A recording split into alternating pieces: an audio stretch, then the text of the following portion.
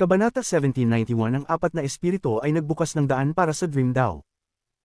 Hawak ang Dragon Emperor Whip, hinampas ni Xuan Luo ang whip. Ang whip ay tumilapon diretso patungo sa pinto at pumasok. Isang malakas na tunog ng kulog ang umalingaw at ang pinto ay nanginginig. Ang gintong kaguluhan sa loob nito ay naging malabo at biglang bumagsak. Isang lakas na puwersa ang tumulak patungo sa pinto at punatin ang isang butas sa loob ng kaguluhan sa loob ng pinto. Ang butas na iyon ay malalim at hindi alam kung saan ito patungo. Sa isang sulyap, madilim ito, ngunit isang kakaibang presyon ang nanggagaling mula sa kaguluhan. Habang ang presyon ay sumisikip, mabilis na nagsara ang butas. Ang mga mata ni Xuan Luo ay kumislap at hinampas muli niya ang whip. Isa-isang hinampas niya ng 9 na beses, ang tunog ng kulog ay umalingaw sa bawat hampas, at ang Dragon Whip ay pinalaki hanggang sa umabot sa 10,000 talampakan ng haba. Sa huli, ang whip ay pumasok sa pinto at punatin ang kaguluhan, lumilikha ng 100 gamit ang katawan nito. Ang daang ito ay patungo sa Immortal Astral Continent, parang isang landas ng reincarnation. Kapag kayo ay muling ipapanganak, bukod sa paglabag sa batas ng Immortal Astral Continent, may peligro din na kayo ay mawala. Tandaan niyo na sundan ng dragon at matutuntun niyo ang landas patungo sa reincarnation. Ang mga salita ni Xuan Luo ay umalingaw habang ang kanyang mga kamay ay bumuo ng isang seal at hiniwalay ito. Ikalawang espiritu, Mountain Demon, lumitaw ka sa pangalan ng kanyang matandang tao. Gumalaw ang mga kamay ni Xuan Luo at isang ilusyon ang lumitaw sa harap niya. Ito ay isang mundong may niebe at isang bundok na tumatagos sa langit. Ang bundok ay matangkad at parang walang katapusan. Ito ay natatakpan ng puti at kayang magpahanga ng sinumang makakita nito. Magkakaroon ng ilusyon na humaharang sa landas ng reincarnation. Ang bundok na ito ay isang demonyo na dating isang sinaunang bundok sa Immortal Astral Continent, ngunit ako ang nagpahubog dito. Ibinuwal ko ang hindi mabilang na mga kaluluwa hanggang sa naging isang celestial demon ito. Ang demonyong ito ay makakapag-protect sa inyong mga kaluluwa para hindi magkalat. Hinampas ni Xuan Luo ang kanyang kanang kamay at ang bundok ng niebe ay lumipad patungo sa pinto. Ang mga tunog ng pag-crack ay umalingaw habang ang landas na ginawa ng dragon ay nagyelo at naging puti. Ito ay hamaba ng walang katapusan. Ang landas ng reincarnation ay ngayon pinuprotektahan ng bundok ng niebe, ngunit hindi pa rin ito kumpleto. Pangatlong espiritu, Sword Celestial, tinatawagan kita. Hinampas ni Xuan Luo ang kanyang kaliwang kamay at isang piraso ng espadang kasing laki ng palad ang lumipad mula sa pagitan ng kanyang mga kilay. Pinino ko ang 99,999 na mga pira-pirasong planeta sa paligid ng mga gilid ng Immortal Astral Continent upang gawin ang espadang ito. Pagkatapos, pinasok ko ang celestial na lugar at pinatay ang parehong bilang ng mga celestials at pinino ang kanilang mga kaluluwa upang gawin ang espadang ito. Ang espadang ito ay malupit. Sa sandaling lumabas ito, nararamdaman ng mga celestials ang takot. Ngayon, ay padadala ko ang espadang ito upang samahan kayo sa landas ng reincarnation. Ito ang magpapatibay sa inyong kaligtasan sa buong daan. Hinampas ni Xuan Luo ang kanyang kaliwang kamay at ang espada ay nagbigay ng isang malupit na aura habang lumilipad patungo sa pinto. Ito ay napapalibutan ng nakakagulat na enerhiya ng espada. Ang landas na ito ay pinangunahan ng dragon bilang daan, ang bundok ng niebe bilang tagapagtanggol, at ang walang katapusang malupit na espada bilang gabay. Bagamat mahaba ang landas, bukod sa batas ng Immortal Astral Continent, lahat ng iba pang isyu ay nalutas na at ang panganib ng reincarnation ay lubos na nabawasan. Ika-4 na espiritu, Wind Devil, lumitaw sa aking harapan. Ang paghahanda ni Xuan Luo ay hindi natapos doon.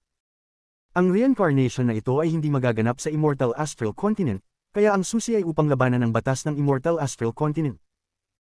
Habang nagsasalita, kumagat si Xuan Luo sa dulo ng kanyang dila at inilabas ang kanyang mahalagang essence blood. Ang dugo ay pula, ngunit sa sandaling lumitaw ito, naging itim. Ang itim na dugo ay gumalaw at nagbigay ng itim na usok. Agad itong bumuo ng isang figure na napapalibutan ng itim na fog sa harap ni Xuan Luo. Ang figurang ito ay malabo ngunit puno ng demonyong enerhiya. Ang enerhiyang ito ay hindi mula sa isang sinaunang demonyo, kundi mula sa lahat ng masamang hangarin ng mga nilalang. Kapag nakalap na ang sapat na mga masamang hangarin, isang demonyo ang mabubuo. Pinino ko ang demonyong ito sa loob ng 3 reincarnation, at sa loob ng mga hindi mabilang na taon, nakalap ko ang masamang hangarin ng 3.6 bilyong masamang tao. Nagkaroon na ito ng katalinuhan at maituturing na isang demonic spirit. Sa aking Ancient Dao clan, mayroon isang demonyong tablet na sumisipsip ng kapangyarihan ng pagsamba. Isa ito sa aking 3 pinakamalakas na armas. Sa gamit na ito, maaari itong magbago sa isang seal upang hindi masira o mawala ang inyong mga alaala kapag kayo'y na-reincarnate. Pagkatapos, kapag kayo'y magising, ang lahat ng inyong mga alaala ay maibabalik. Maaari rin itong gawing imposibleng malaman ang inyong nakaraan maliban na lamang kung may isang Grand Empyrean na magsusuri ng inyong kaluluwa. Sa gamit na ito, magiging kumpleto ang reincarnation. Hinampas ni Zuan Luo ang kanyang kanang kamay at ang itim na fog ay lumipad patungo sa pinto.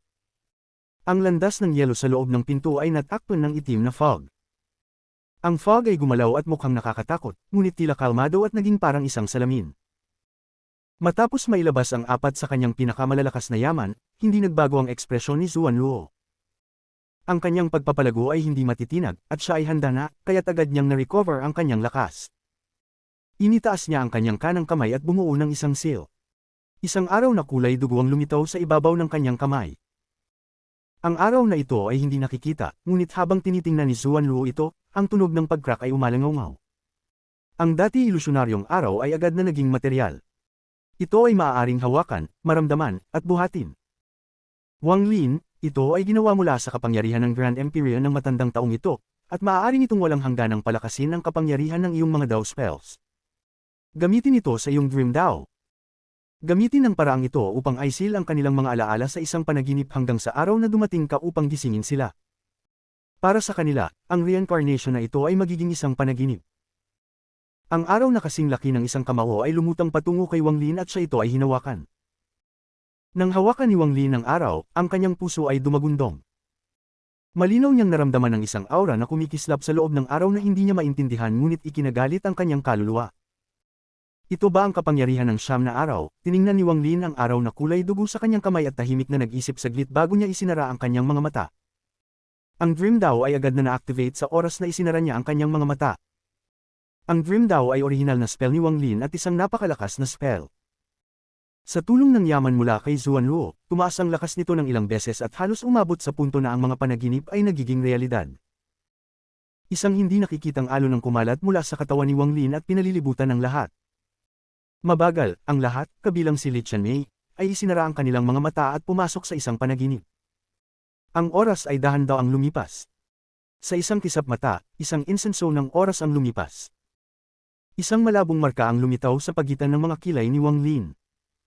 Ang parehong marka ay kumislap din sa pagitan ng mga kilay ng lahat ng nandito. Ang mga markang ito ay parang nagre-resonate sa isa't isa, na parang may kakaibang koneksyon sa pagitan nila.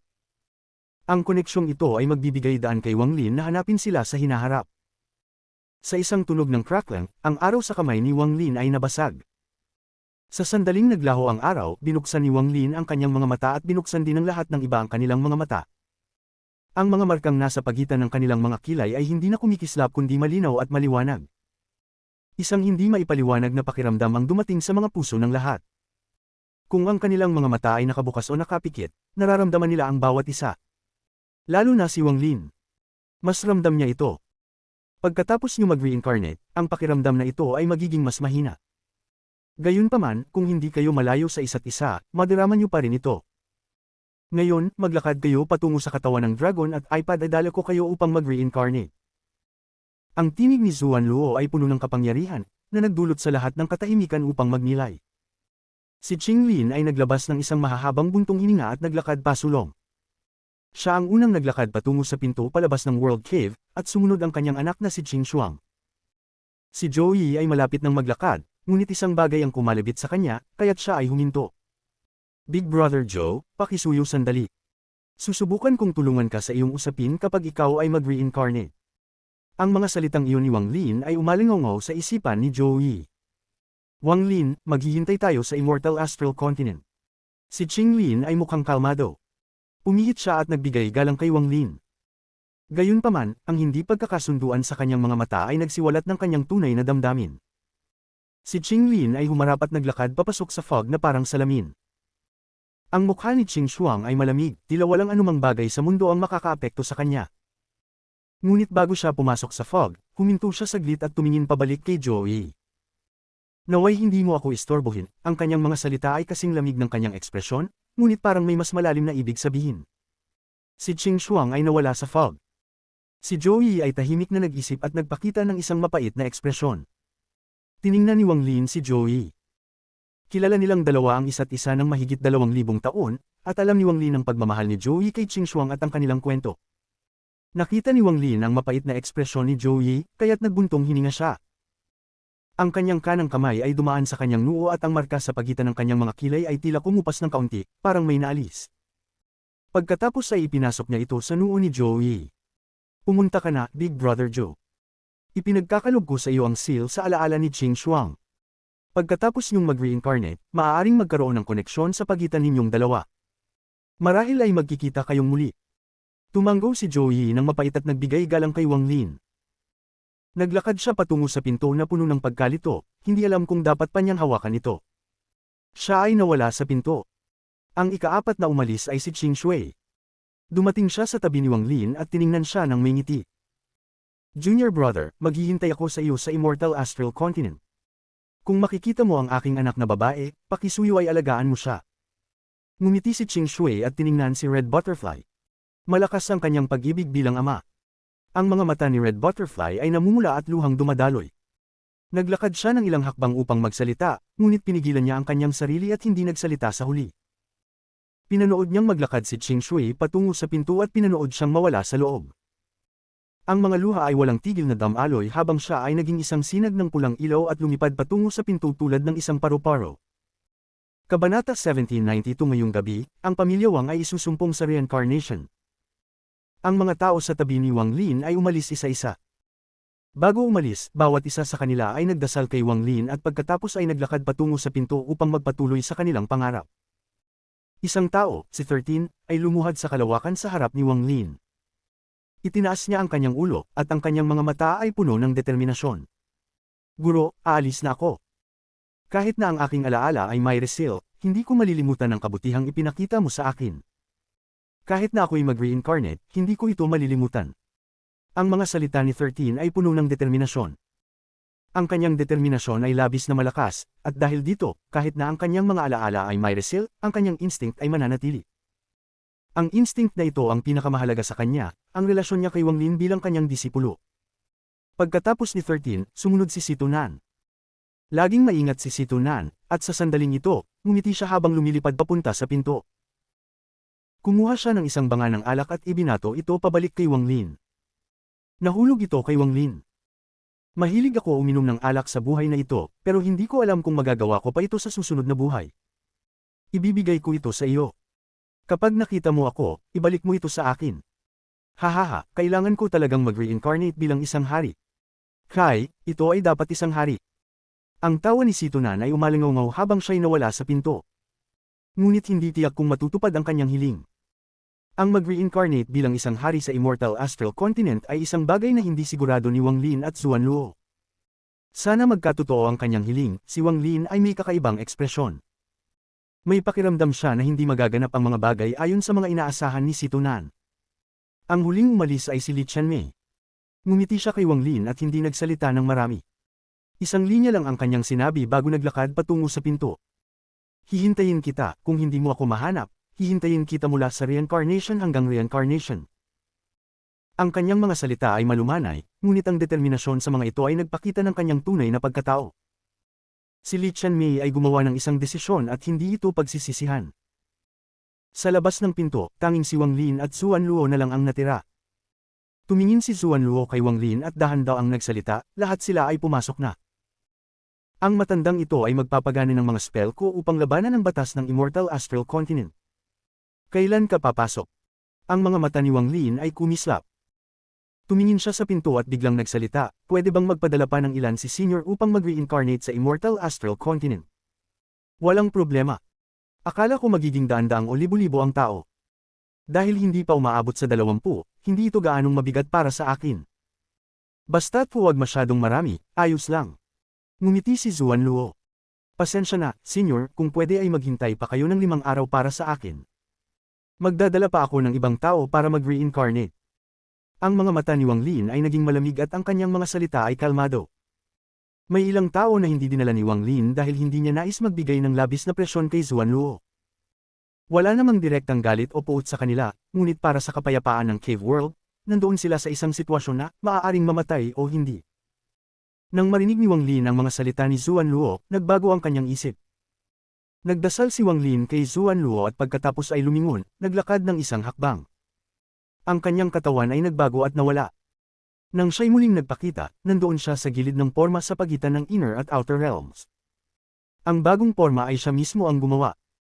Dahil sa pamilyaridad niya dito, hindi siya nag-atubiling maglakad. Kumuha lamang ng kalahating insenso ang oras upang siya ay pumasok sa Ancient Star System. Ang 5 masters ng Ancient Star System. Ang Sovereign ay nasilko at si Blue Dream ay lumipat sa Inner Realm. Kaya't naiwan sina Miao Yin, Void God, at Nine Heaven. Kung iiwan ko sila, magiging problema sila. Dahil mahina na sila, isa-isang ko silang hahanapin at ipadadala sa reincarnation. Ang tingin ni Wang Lin ay malamig habang siya ay pumasok sa Ancient Star System. Ang kanyang divine sense ay biglang kumalat sa lahat ng direksyon. Matapos ang mga pangyayari sa core ng Cave World, naabot na ni Wang Lin ang tuktok ng Spirit Void at halos kumpleto na ang kanyang Ancient Dao Inheritance. Sa sandaling ito, may kakayahan na si Wang Lin na makipaglaban sa mga cultivators sa late stage ng Arcane Void. Sa puntong ito, kasama ang kanyang cultivation, pati na rin ang kanyang 7 essences at Ancient Dao spells, ang 3 sugatang masters ng Ancient Star System ay hindi magiging match sa kanya. Habang ang malakas na divine sense ni Wang Lin ay lumilipad, kumislap ang kanyang mga mata. Naglakad siya ng isang hakbang at nawala. Sa silangan ng Ancient Star System, may isang planetang may hugis sandok. Ang planetang ito ay may hindi regular na hugis na bihirang makita at puno ng aura ng kamatayan. May ilang mabagsik na hayop din dito. Ang planeta ay puno ng dilaw na buhangin. Wala itong araw, tanging gabi lang. Dahil ito ay hindi kumpleto, walang mga damo o puno, tanging malalaking bato ang umiikot sa paligid ng planeta. Sa tuktok ng hugis sandok, ang dilaw na buhangin ay lumulutang sa hangin at ang lupa ay madilim. Doon, may isang bitik at sa gitna ng bitik ay isang matandang lalaki. Ang kanyang mukha ay mapatla at ang kanyang mga mata ay nakapikit habang siya ay nagpapagaling. Subalit, may itim na dugo na sumabog mula sa kanyang bibig at tumulo sa lupa, na nagiging sanhi ng malakas na tunog. Habang nagpapagaling, ang mga usok na tulad ng aura ay kumalat mula sa planeta at pumasok sa kanyang katawan upang tumulong sa pagpapagaling. Ang matandang lalaki ay walang iba kundi si Devil Master Nine Heaven, na malubhang nasugatan ni Blue Dream. Noong mga panahong iyon, ang kanyang Just Flame Realm ay nasira at ang kanyang kaluluwa ay nasaktan. Mabuti na lang at nakaligtas siya at naipagpatuloy ang natitirang lakas buhay sa kanyang katawan. Ginagamit niya ang aura ng kamatayan mula sa planeta upang ibalik ang kanyang Just Flame Realm.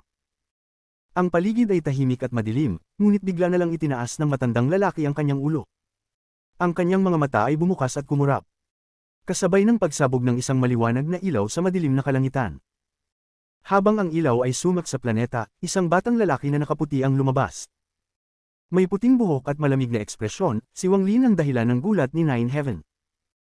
Hindi nag-atubiling pumasok si Nine Heaven sa bitik upang magtungo sa kailaliman ng planeta. Ang katawan ni Wang Lin ay nanatiling hindi gumagalaw at ang kanyang kanang kamay ay humaplo sa lupa sa ibaba. Ang kalawakan sa kanyang harapan ay umalag at isang malaking bitik ang lumaki patungo sa planeta. Ang bitik ay humaplo sa planeta at ang planeta ay umuga, nag-crack, at mabilis na lumaki ang bitik. Ang malalakas na tunog ng pag-uga ay narinig, at ang lupa ay nahati ng mabilis. Sa isang saglit, nakita ni Wang Lin si Nine Heaven, na tumatakbo patungo sa kailaliman ng planeta. Halos mawala ng ulirat si Devil Master Nine Heaven. Malinaw niyang naramdaman ng lupa sa likod niya na hinihila ng isang makapangyarihang puwersa. Nararamdaman niyang nakatutok sa kanya ang mga mata ni Wang Lin. Wang Lin, papatayin mo ba ako? Wala namang malalim na galit sa pagitan natin. Palayain mo ako at pangako ko na hindi na ako papasok sa Inner Realm. Ang anino ng takot ay sumak sa ulo ni Devil Master Nine Heaven, at ang kanyang puso ay nagdulot ng malaking alon. Ang kapangyarihan ni Wang Lin ay ikinagulat niya. Hindi niya inaasahan na magiging mas malakas pa siya sa ganoong bilis. Huwag kang mag-alala. Hindi kita papatayin, ay padadala kita sa reincarnation.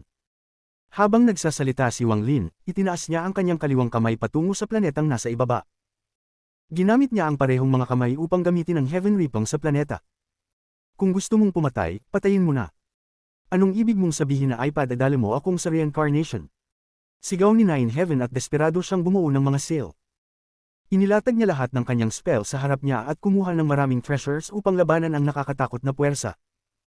Ang lupa ay umuga at ang planeta ay nagsimulang mag-collapse.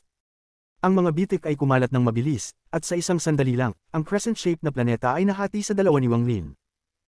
Ang impact mula sa pagkabagsak ay nagbigay ng isang makapangyarihang puwersa na kumalat sa buong star system. Sa ilalim ng impact na ito, ang mga tunog ng pop ay narinig mula sa harapan ni Devil Master 9 Heaven.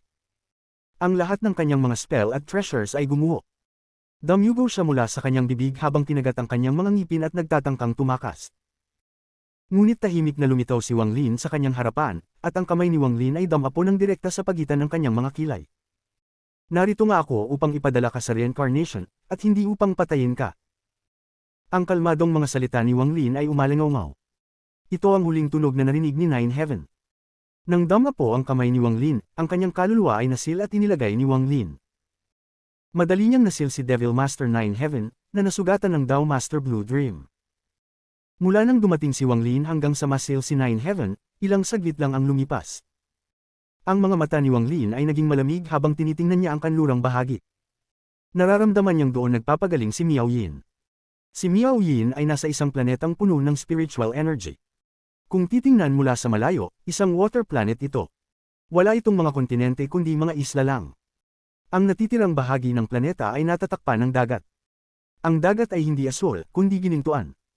Ang mga alon ng ginintuan dagat ay tinatangay ng hangin.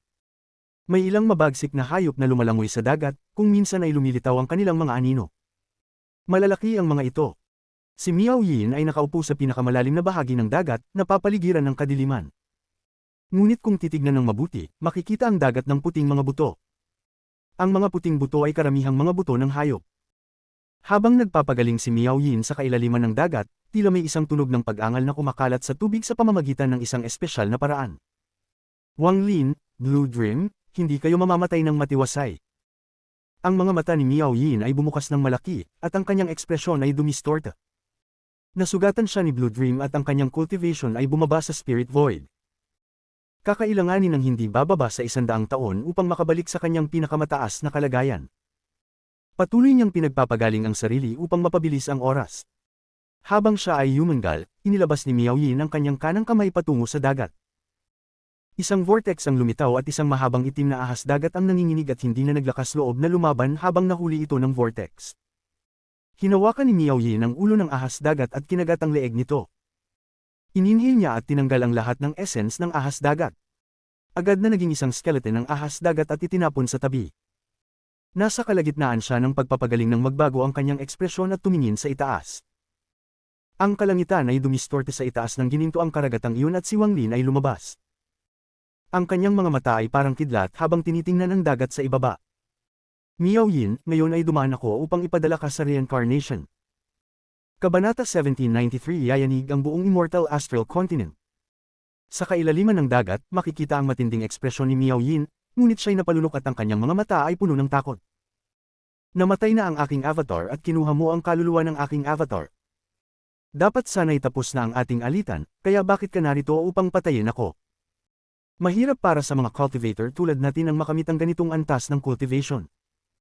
Kung tinatrato mo ako ng ganito ngayon, may isang tao na tiyak na gagawin din ito sa iyo sa hinaharap.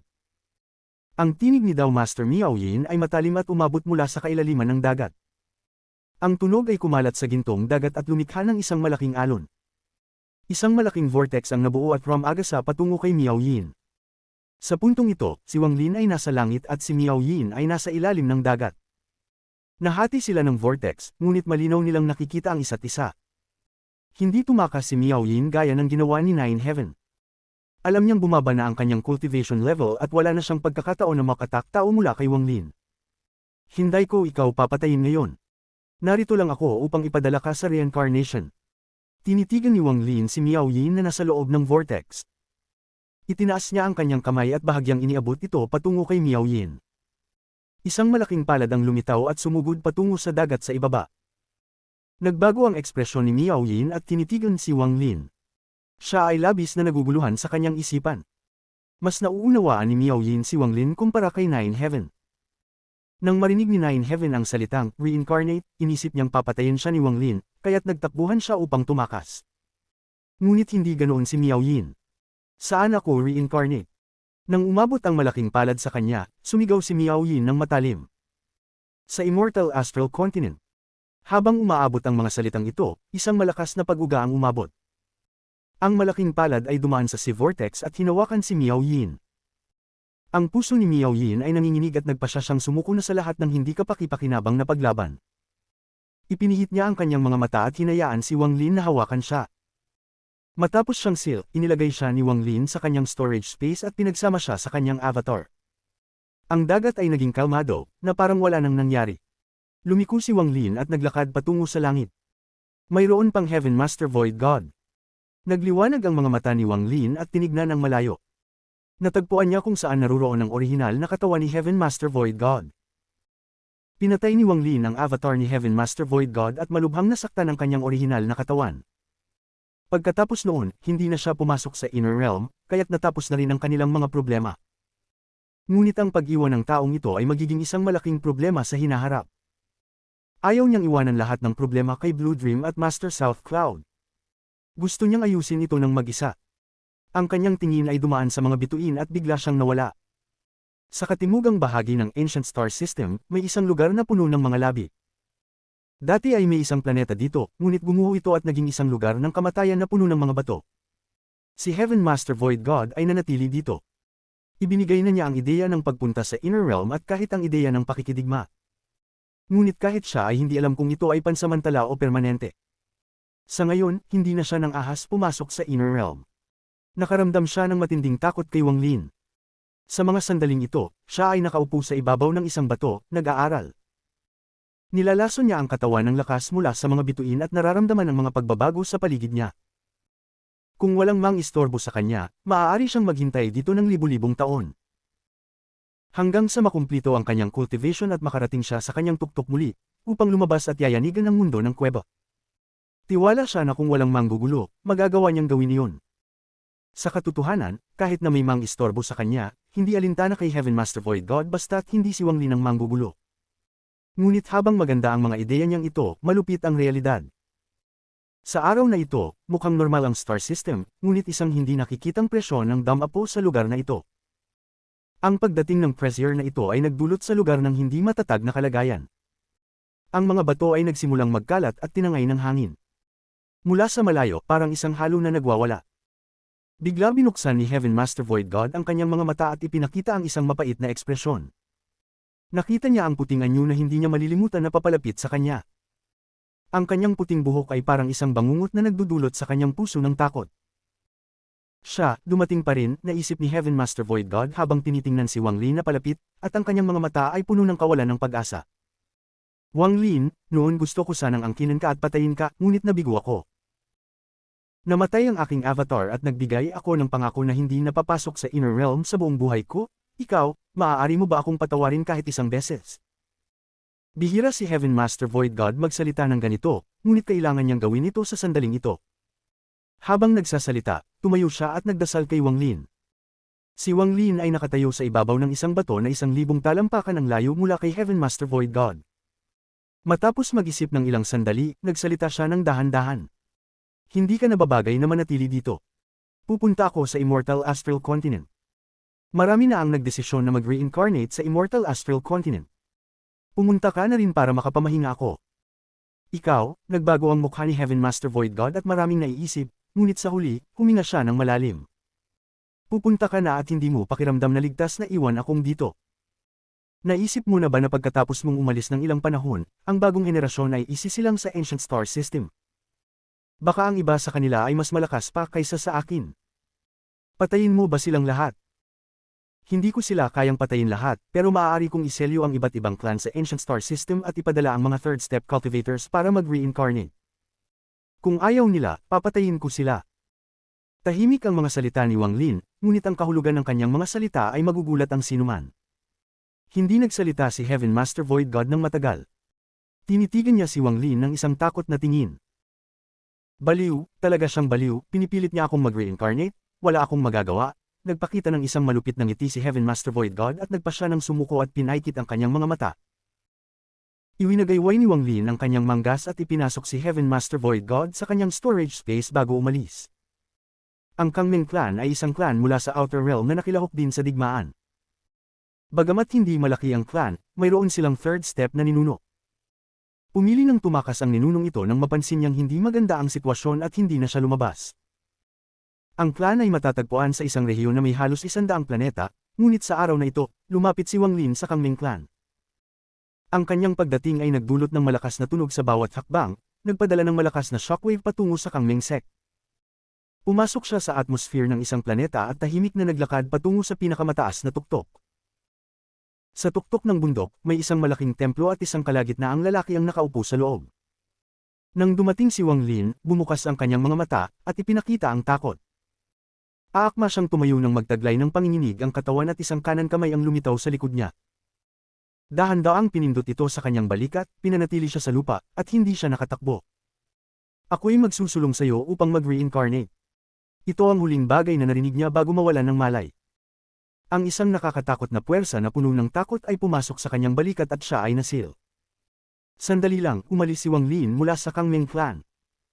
Wala ni isang nakakaalam na siya ay dumating at umalis. Habang umalis, iwinagayway ni Wang Lin ang kanang kamay at banayad na binati ang lugar kung nasaan ang Kangming clan. Higit sa 100 ng ancient lives ang lumitaw at bumuo ng isang vortex. Lumipad ito patungo sa Kangming clan, pinasilyo ang star system at ang buong clan. Simula ngayon, ang buong kapangyarihan ng clan upang pumasok sa mga bituin ay selyado na. Ang kanilang cultivation ay hindi nalalampas sa Nirvana Shatterer. Huwag na silang maglakbay sa mga bituin. Iwinagayway ni Wang Lin ang kanyang manggas at naglakad palayo. Habang naglalakad, lahat ng clan na may third step cultivator ay nakaranas ng parehong kapalaran sa ancient star system. Pinilit mag-reincarnate ang mga third step cultivators at ang buong clan ay nasil. Upang panatilihing ligtas ang inner realm sa loob ng maraming taon, ginawa ni Wang Lin ang nakakagulat at malupit na hakbang. Dinala niya ang lahat ng natitirang third step cultivators. Selyado niya ang lahat ng clan na nadaanan niya sa daraan, pati na ang walang third step cultivator. Dahil dito, magiging mahirap para sa mga third step cultivators na lumitaw sa ancient star system. Sa loob ng maraming taon, walang magiging cultivator sa mga bituin, dahil hindi sila makakalabas ng kanilang mga planeta. Dahil nag-iwan si Wang Lin ng mga misteryosong seals sa paligid ng kanilang mga clan at planeta. Wala nang dapat ipag-alala tungkol sa ancient star system, tungkol sa iba pang mga lugar, hindi pa ito ang tamang panahon upang dalugarin, tumayo si Wang Lin sa labas ng formation na naghihiwalay ng inner at outer realms.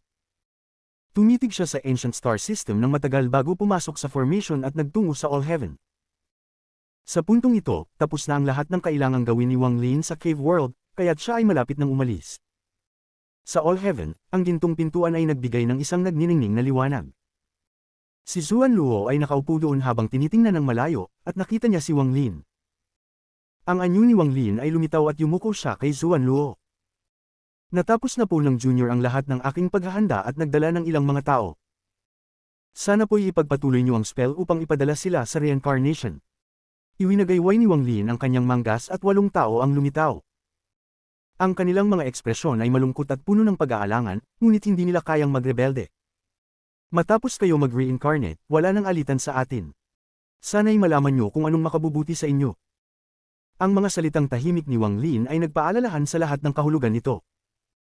Iwinagayway niya ang kanang kamay, at isang malakas na hangin ang nag-push sa 8 tao patungo sa madilim na pinto. Senior, Junior ay aalis na. Magkikita tayo sa Immortal Astral Continent. Tumalikod si Wang Lin at bigla siyang tumalon sa pintuan at nawala. Tumayo si Zuan Luo at tiningnan ang pintuan ng seryoso. Pagkatapos pumasok si Wang Lin, ang pinto ay umugang at dahan-daang nagsara. Makalipas ang kalahating oras, nang malapit ng magsara, isang sinag ng nakakakilabot na ilaw mula sa kailaliman ng dumaan at pumasok sa pinto. Kabanata 1794 Isang pangako sa guro na pangalagaan ng sinaunang lahi. Ang katawan ng dragon ay ang daan patungo sa reincarnation. Ito ay humahantong sa malayo, na walang katapusan na makikita. Ang daang ito ay hindi angkop kay Wang Lin. Nakatayo siya sa dragon at tinitingnan ng yelo, pagkatapos ay tumingin sa malayo. Sa isang saglit, tila nakita niya si Li Qianmei at ang kanyang mga kasama na dumadaan sa daan patungo sa reincarnation. Wang Lin, kung nais mong protektahan ang kaluluwa, kailangan mong kunin siya at pilitin ang daan patungo sa Immortal Astral Continent. Upang labanan ang batas ng Immortal Astral Continent, kailangan mong iwan ang daang ito. Maaaring mawalan ka ng landas, maaaring mamatay ka, ang tinig ni Zuan Luo ay yumeko sa puso ni Wang Lin. Ang batas ng Immortal Astral Continent ay hindi nakikita at maaaring maramdaman sa anyo ng presyon. Kung kaya mong labanan ito, maaaring magtagumpay ka at makalabas.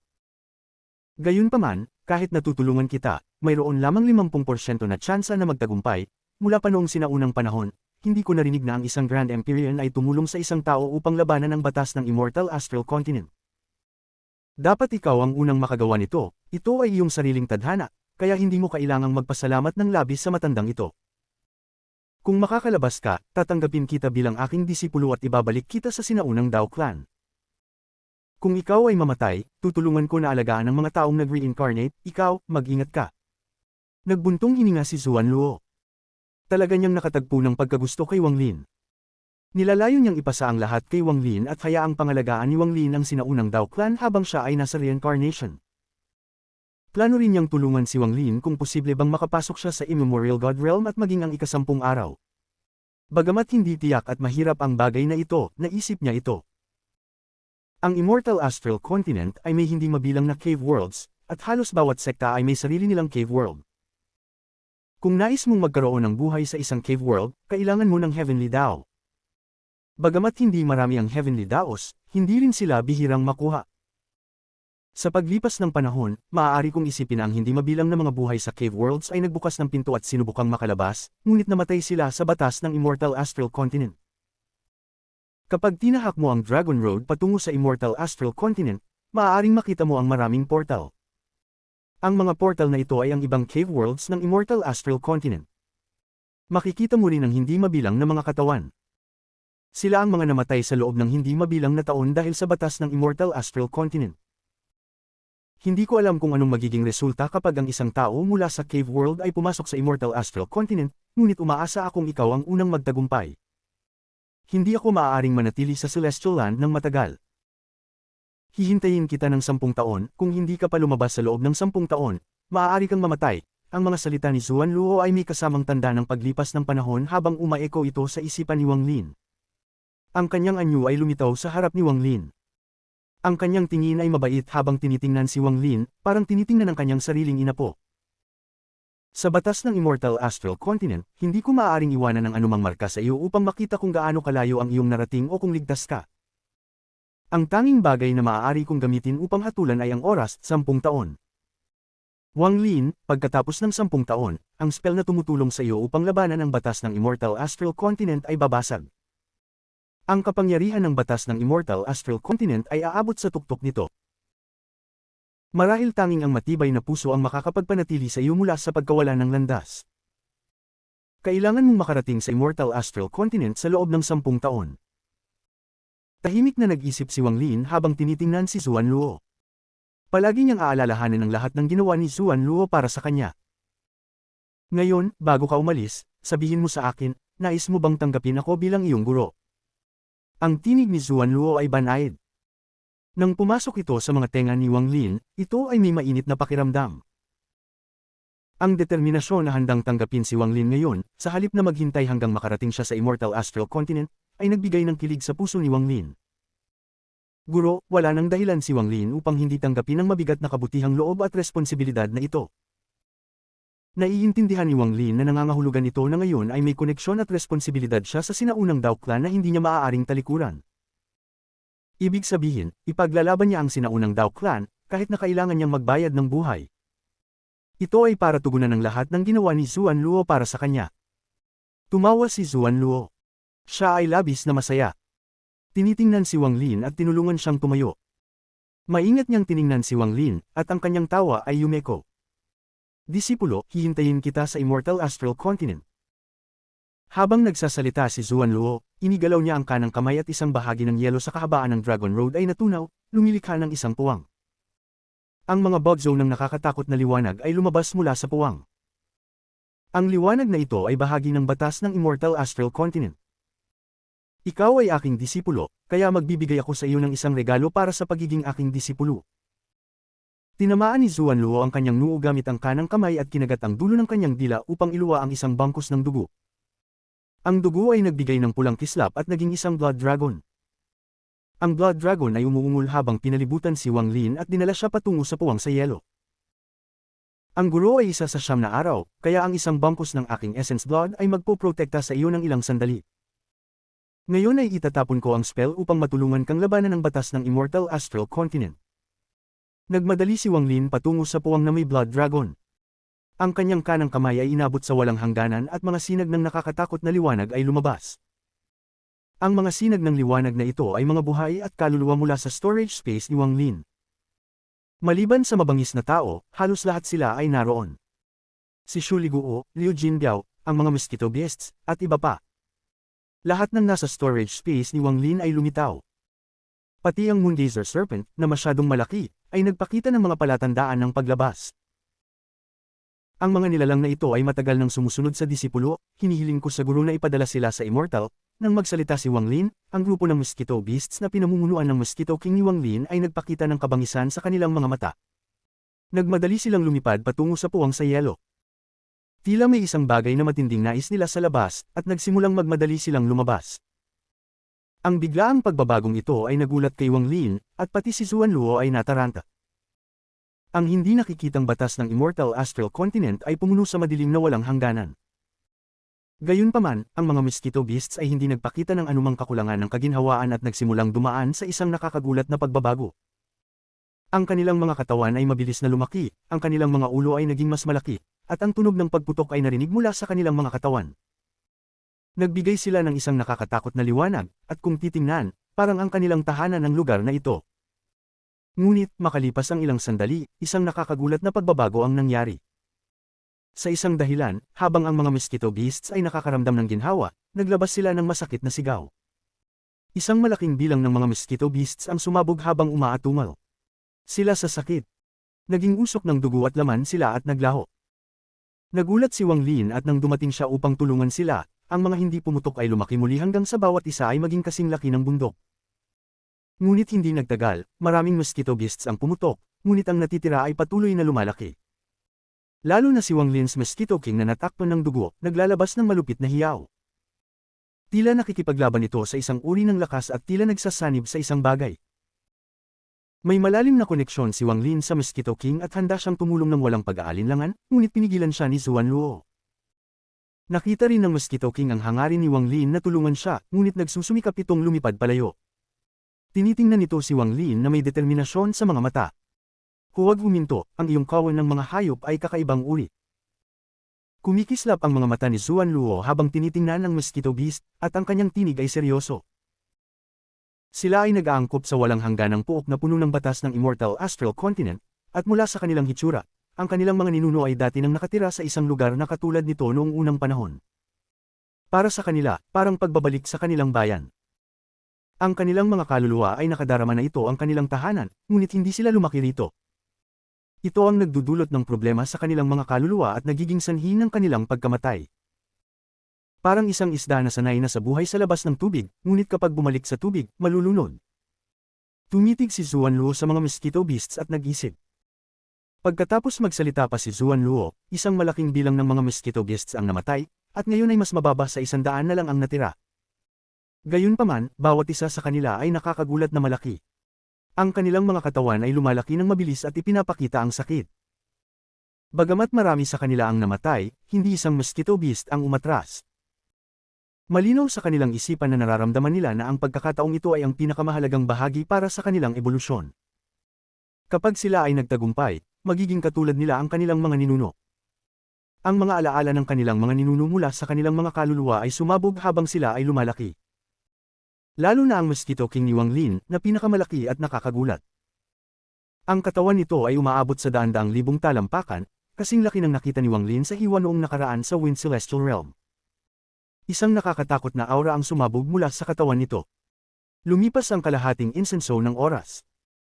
Si Wang Lin ay nababahala, at ngayon, ang mga natirang mosquito beasts na hindi hihigit sa 100 ay muling bumagsak.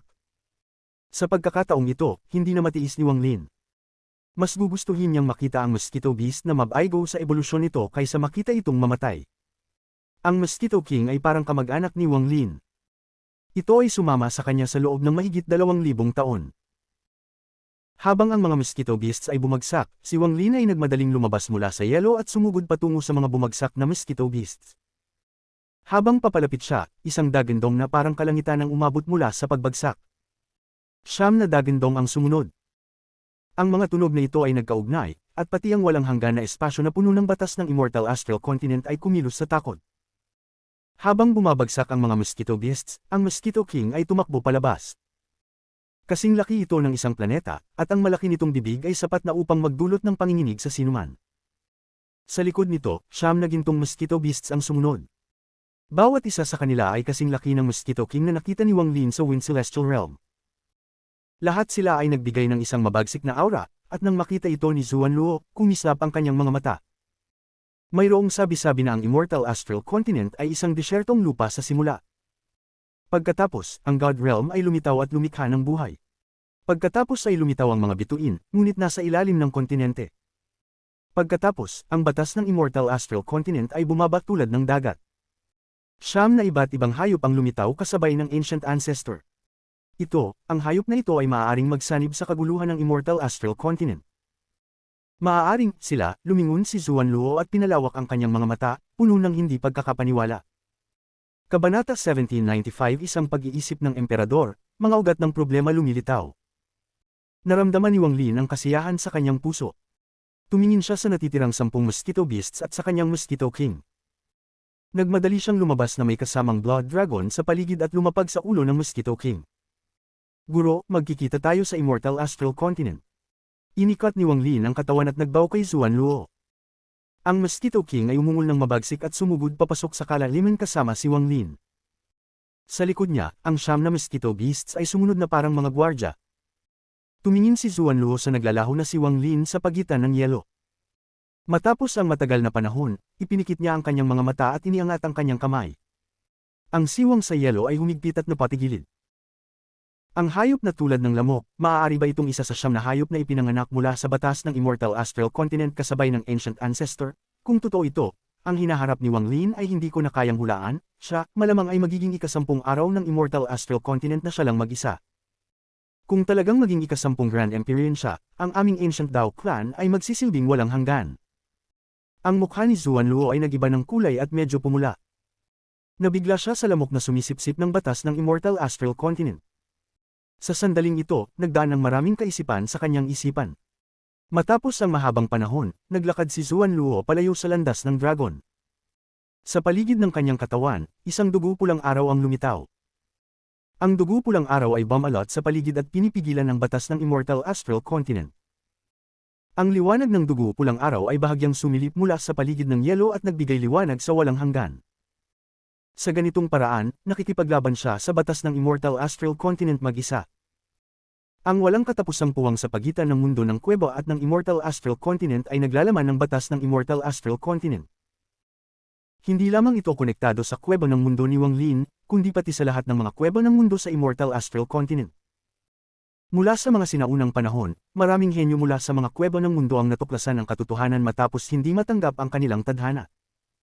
Ginamit nila ang iba't ibang paraan upang pumasok sa walang katapusang puwang na ito. Gayunpaman, wala ni isa man sa kanila ang nakapasok ng matagumpay sa Immortal Astral Continent. Lahat sila ay namatay dito. Ganito na ito mula pa sa simula. Sa parehong paraan, maraming makapangyarihang tao sa Immortal Astral Continent ang nagtanong na pumasok sa puwang na ito.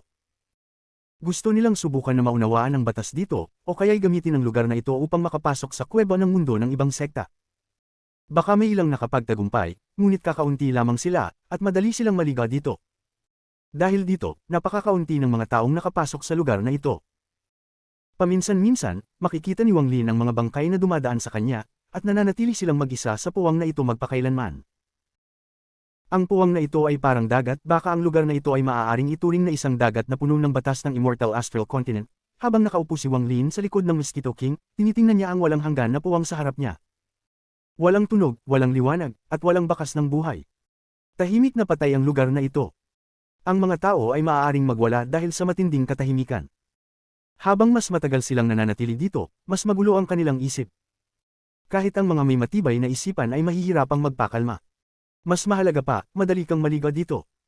Kapag naligaw ka na, hindi mo na muling matutunto ng daan palabas. Kahit pa makakita ka ng mga portal, mga pintuan lamang sila patungo sa mga kuweba ng mundo ng ibang sekta. Hindi ka makakalabas. Ang layunin ni Wang Lin ay dalhin ang kaluluwa ni Limuan sa kanya, kaya hindi siya pwedeng maligaw. Habang lumalakad siya, mas lalakas ang batas ng Immortal Astral Continent. Isang presyon na nararamdaman sa lahat ng dako at pinipigilan ng mga tao mula sa pag-usad. Ang ilang tao ay ginagamit ang lakas ng presyon upang tukuyin ang direksyon, ngunit ang batas ng Immortal Astral Continent ay nasa lahat ng dako. Bukod sa paglalakas ng presyon habang lalapit, may isa pang kakaibang katangian, ang oras. Habang lumalabas ang oras dito, mas lumalakas ang presyon. Sanay na si Wang Lin sa kalungkutan, at higit pa, may kasama siyang mosquito beast. Sinasabi niya sa sarili na hindi siya malungkot. May kasama pa siyang Blood Dragon. Bukod sa pagbabawas ng lakas ng batas ng Immortal Astral Continent, ito rin ay may layunin na magturo sa kanya ng landas. Dahan-daang lumipas ang oras na ganito. Sa unang buwan, napakapalma ni Wang Lin habang dumadaan siya sa puwang. Tinitingnan niya ang mga bangkay na paminsan-minsan ay lumalabas. Nararamdaman niya ang hindi pagkakasunduan mula sa mga bangkay na iyon. Siguro, ang mga tao ay tulad niya, mga henyo mula sa isang kuweba ng mundo, ngunit ngayon ay matagal ng patay. Pagkalipas ng isang taon, kahit si Wang Lin ay nararamdaman ng hindi pagkakatulungan sa katahimikan. Hindi siya nagsalita ng kahit isang salita sa taon na iyon, at ang kanyang mga mata ay tila na-i-integrate sa dilim.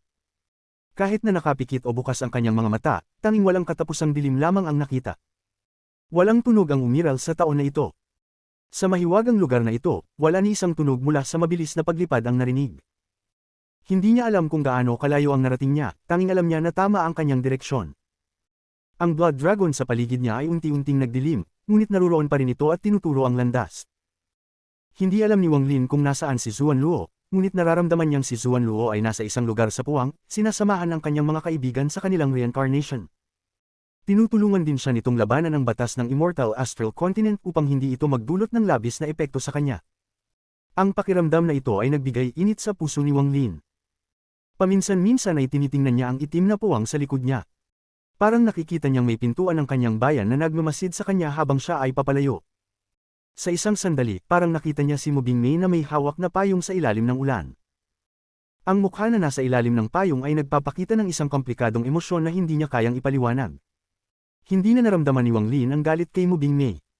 Isang buwan, 2 buwan, 3 buwan, isa pang kalahating taon. Nasa loob na si Wang Lin ng puwang ng 1 taon. Sa totoo lang, dapat ay nakalimutan na niya ang lahat, ngunit hindi niya kayang kalimutan. Kung makalimutan niya ang paglipas ng oras, parang nawalan na siya ng lahat. Sa araw na ito, matapos ang 1 kalahating taon, binulong ni Wang Lin, may natitirang 8 taon at kalahati pa. Ang boses niya ay mulot, parang siya ay isang matandang tao, at ang Blood Dragon sa paligid niya ay halos hindi na makita.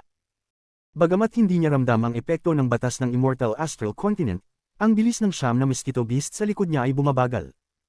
Sa isang araw ng 2 taon, ang Blood Dragon ay halos hindi na makita. Tanging ang patnubay nito ay bahagyang naruroon. Ngunit ang kakayahan nitong kanselahin ang batas ng Immortal Astral Continent ay nawala na. Sa puntong ito, naramdaman ni Wang Lin ang presyon mula sa batas ng Immortal Astral Continent na malinaw na unang beses. Parang isang bundok na bumagsak sa kanyang katawan. Ang lakas ng kanyang mga asensya ay naging mahina rin sa ilalim ng batas ng Immortal Astral Continent, at wala siyang paraan para maibalik ito. Kailangan niyang gamitin ang natitira niyang lakas. Ito ang isa sa mga dahilan kung bakit nakakatakot ang puwang dito. Kahit gaano ka pa kalakas, kung maligaw ka o mahulog dito, darating ang panahon na mamamatay ka. Ang 2 taon, 3 taon, 4 na taon, 4 na taon ang lumipas ng tahimik sa puwang na ito. Mabilis ngunit mabagal.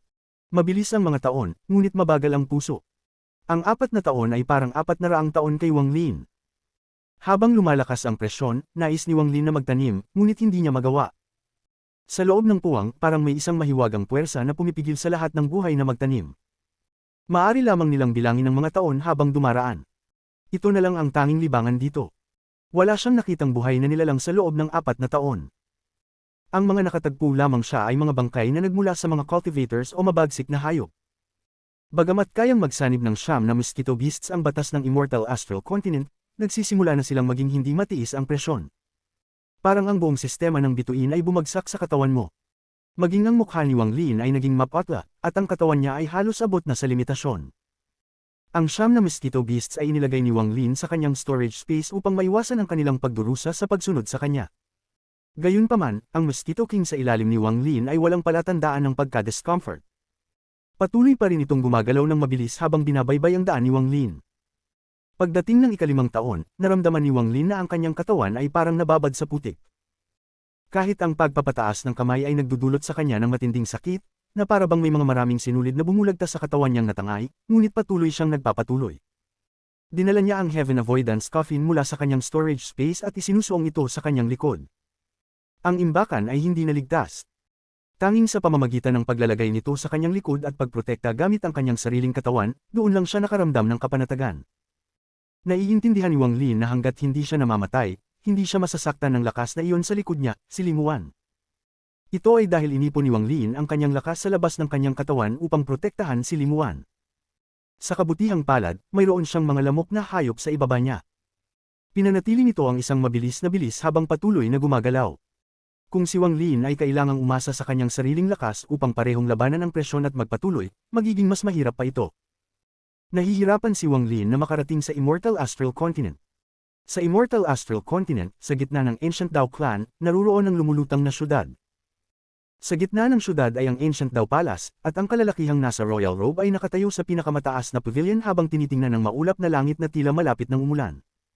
Nararamdaman niya ang isang perlas na naglalabas ng multo na liwanag.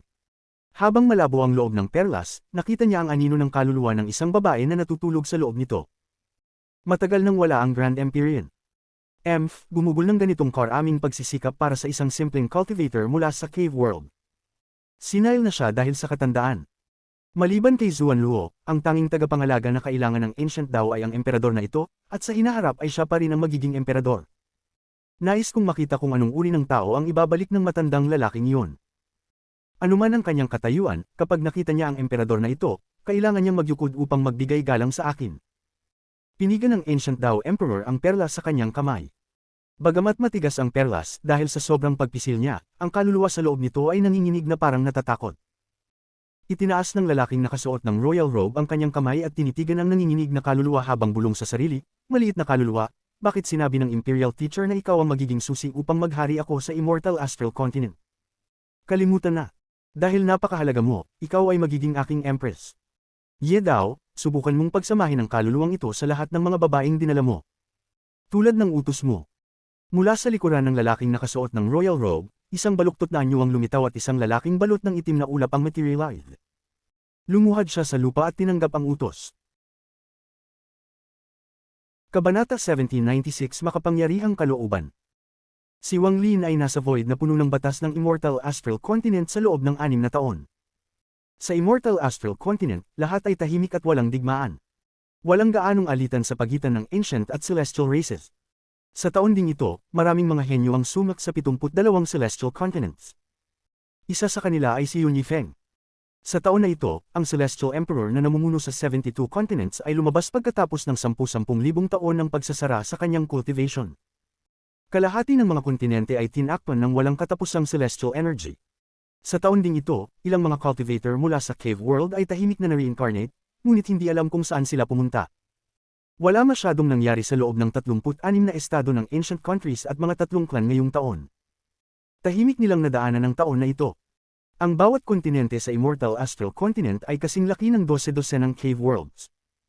Malaki ito, at marami sa mga ordinaryong cultivator ang hindi pa nakakalabas sa kanilang kontinente. Partikular, may isang heavenly river sa pagitan ng ancient at celestial races. Ang ilog na ito ay naglalaman ng isang misteryosong lakas, at maraming malalakas na hayop ang naninirahan dito.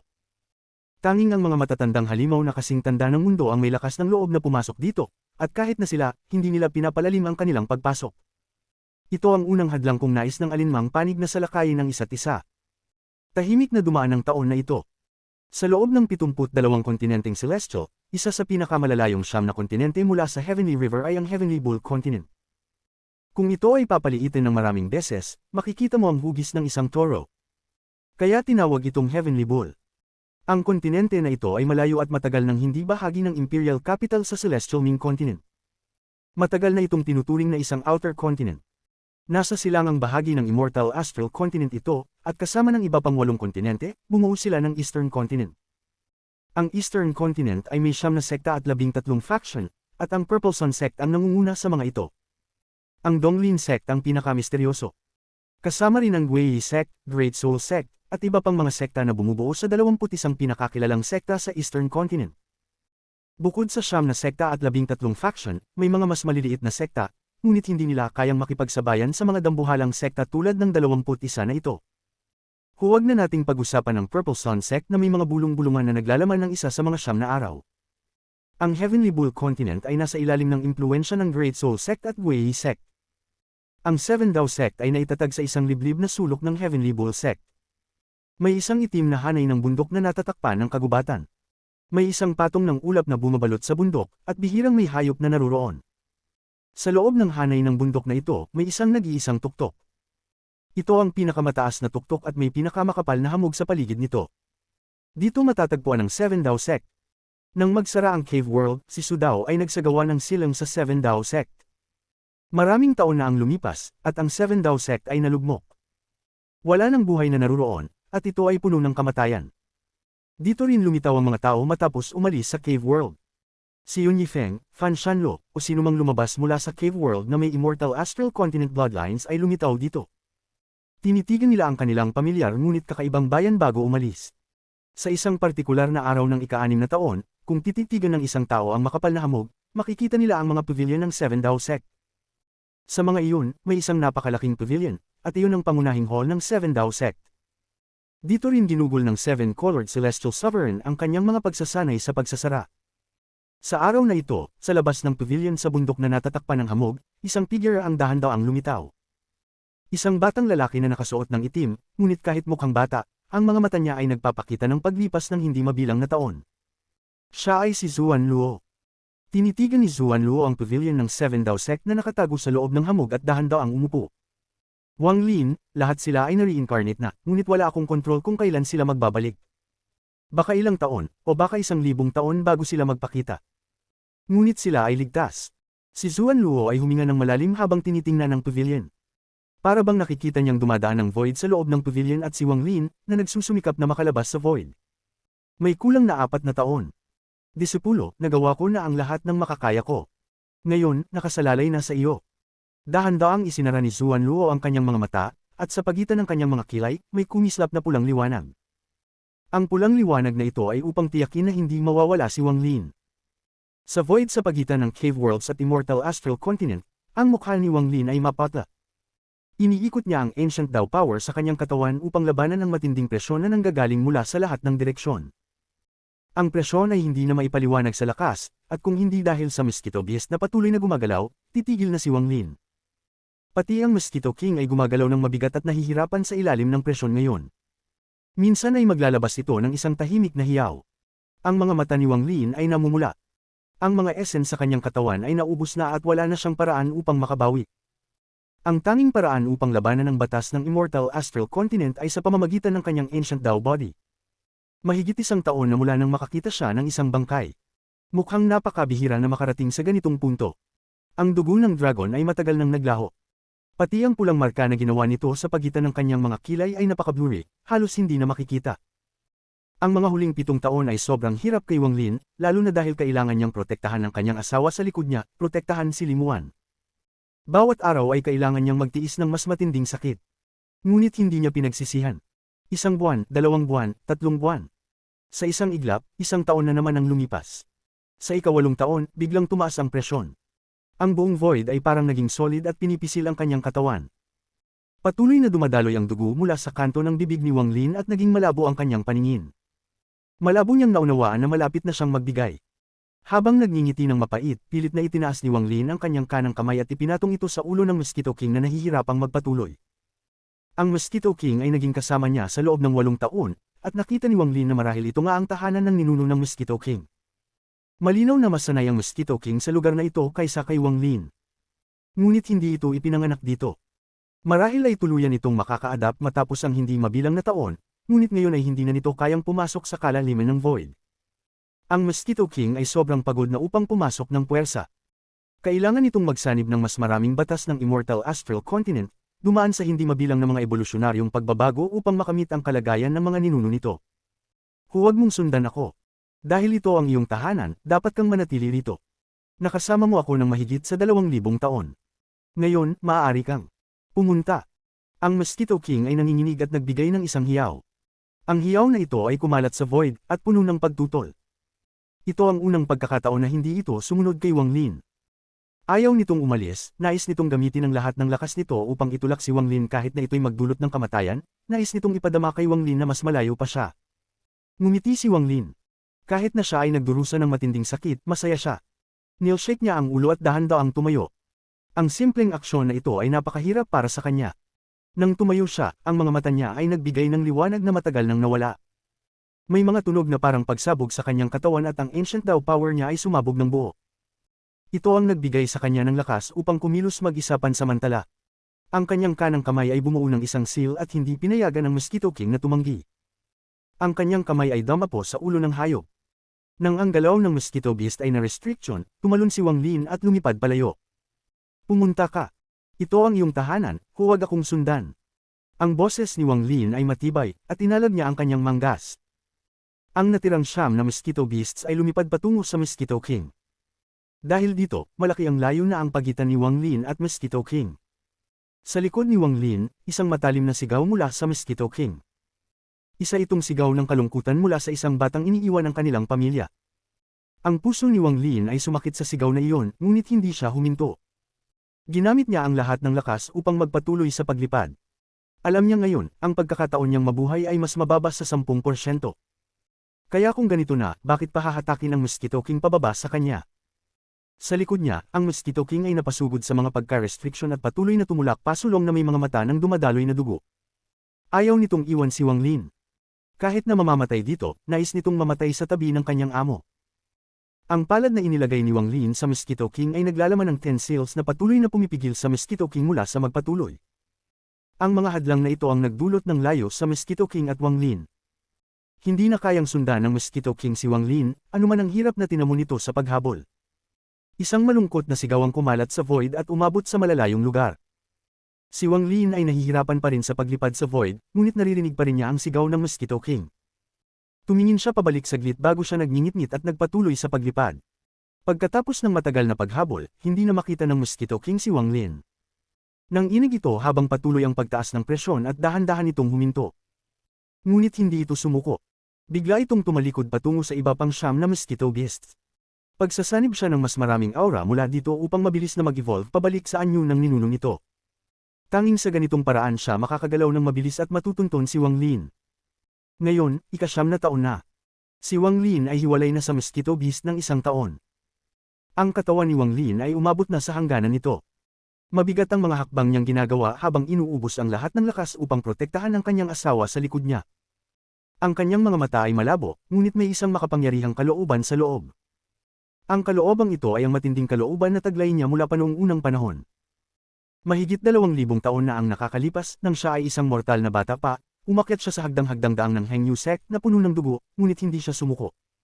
Matapos ang mahigit 2,000 taon, siya pa rin ang matigas na Wang Lin. Kabanata 1797 Kakaibang puting liwanag. Sa Immortal Astral Continent, sa Eastern Continent, sa Seven Dao Sect Mountain sa Heavenly Bull Continent, si Xuan Luo ay nakaupo sa loob ng pavilion sa bundok na tinatabangan ng ulap, at matagal na siyang naghihintay. Nakalipas na ang kalahating taon mula nang magkasunduan sila ni Wang Lin na maghintay ng 10 taon, ngunit hindi pa rin umalis si Xuan Luo, kahit na ang marka na iniwan niya kay Wang Lin ay ganap nang nawala. Ang pagkawala ng pulang liwanag ay nangangahulugang nawala na si Wang Lin ng gabay, o marahil ay ibig sabihin nito ay ang kamatayan ni Wang Lin. Nabigo ba siya? Ang mga mata ni Xuan Luo ay nagpakita ng kalungkutan, at ipinikit niya ang kanyang mga mata habang humihinga ng malalim. Maghihintay pa siya ng kaunti. Marahil ay magkakaroon ng himala, kahit na mababa ang pagkakataon na mangyari ito. Sa walang hangganang puwang sa pagitan ng Cave World at Immortal Astral Continent, si Wang Lin ay may dalang kabaong, unti-unting gumagalaw na may kalat na buhok. Isang hakbang na lang siya ng isang hakbang. Nawala na ang kanyang mga iniisip at wala nang natirang lakas sa kanya. Ang tanging bagay na nagtutulak sa kanya upang magpatuloy ay ang kanyang willpower. Sa pamamagitan ng willpower na ito, ginamit niya ang kanyang katawan upang protektahan ang kanyang asawa at hindi magbibigay. Ang pulang liwanag sa pagitan ng kanyang mga kilay ay nawala kalahating taon na ang nakalipas. Hindi na niya maramdaman ang landas na tinatahak. Ang tanging magagawa na lamang niya ay hindi umatras at magpatuloy upang hanapin ang daan palabas. Ang 10 taon sa madilim na puwang ay sapat na upang mabaliw ang isang tao dahil sa katahimikan. Si Wang Lin ay kumagat ng kanyang mga ngipin at nagpatuloy sa paggalaw. Kung wala ang kanyang willpower, matagal na niyang nawasak ang kanyang isipan. Sa katunayan, hindi siya makakaligtas ng ganito kung hindi dahil sa isang swerte na naranasan niya pagkatapos mawala ang pulang liwanag kalahating taon na ang nakalipas. Sa huli, kakaunti na lamang ang natirang ancient Dao cultivation niya. Sa mga sandaling iyon, isang sinag ng liwanag ang sumak sa puwang. Ang liwanag ay napakababa, at tila nanggaling sa isang katawan. Habang lumalapit siya, naging mas malinaw ang katawan. Isa itong matandang lalaki na nakasuot ng purple na kasuotan. Nakapikit ang mga mata nito at wala nang sign ng liwanag sa mga mata. Ngunit ang liwanag na nanggagaling sa kanyang katawan ay napakakita. Ang matandang ito ay mula sa isang hindi kilalang lugar, ngunit sa puting liwanag na kumikislap, makikita ang isang misteryosong lakas na nagtitipon sa katawan nito. Sa sandaling lumitaw ang katawan na may puting liwanag, kumislap ang mga mata ni Wang Lin at tumingin siya paitaas at mabilis na naglakbay patungo sa katawan. Pilit niyang inabot ito, at sa sandaling nakalapit siya, inilagay niya ang kanyang kamay sa katawan at kinuha ang puting liwanag. Ang puting liwanag na nakapalibot sa katawan ay nagtipon sa kamay ni Wang Lin at mabilis na nawala. Ang misteryosong lakas sa katawan ay pumasok din sa katawan ni Wang Lin. Nararamdaman ni Wang Lin na ang lakas na ito ay malamig, ngunit ang lamig na ito ay nagbigay linaw sa kanyang isipan. Pagkatapos niyang sumipsip ng lakas na ito, nagpakita ng mga palatandaan ng pagbawi ang mga essences niya, at pati na rin ang kanyang ancient Dao power ay medyo nabawi. Binitiwan ni Wang Lin ang kanyang kanang kamay at hinayaan na magpatuloy ang katawan ng matanda na nawalan ng liwanag. Nagkaroon ng kaunting pagbuti sa ekspresyon ni Wang Lin. Hindi alam ni Wang Lin kung ano ang lakas na ito. Kalahating taon na ang nakalipas, nakatagpo na rin siya ng isang katawan na katulad nito. Tanging pagkatapos niyang kunin ang lakas na ito, nagkaroon siya ng lakas upang magpatuloy. Misteryoso ang lakas na ito. Makakatulong ito sa pagbawi ng kanyang mga essences at ancient Dao power. Hindi dapat ito umiiral, ngunit lumitaw ito sa puwang na dati ay hindi nahanap ni Wang Lin. Sa loob ng 10 taon, nakatagpo lamang si Wang Lin ng 2 katawan na tulad nito. Ang isipan ni Wang Lin ay kumabog at kumislap ang kanyang mga mata. Ipinagana niya ang kanyang cultivation upang labanan ang presyon mula sa batas ng Immortal Astral Continent. Hinaplos niya ang kabaong sa likod at naramdaman ang presensya ni Limuan. Tahimik na nagpatuloy si Wang Lin. Hindi mabilis ang kanyang galaw, ngunit hindi siya tumigil. Nagpatuloy siya ng walang binabago na direksyon. Lumipas na ang 10 taon. Wala akong alam kung saan ang dulo. Hindi ko sana pinili ang maling direksyon. Si Wang Lin ay kumagat ng kanyang mga ngipin at mabilis na nawala sa puwang. Napakakakaibang lakas na ito. Kung makatagpo pa ako ng marami, hindi ako mamamatay sa pagkapagod. Ipinagkalat ni Wang Lin ang kanyang divine sense, naghahanap ng liwanag. Gayunpaman, ang pagkatagpo sa mga katawan na may puting liwanag ay ganap na aksidente. Mahirap makatagpo ng marami nang hindi binabago ang direksyon.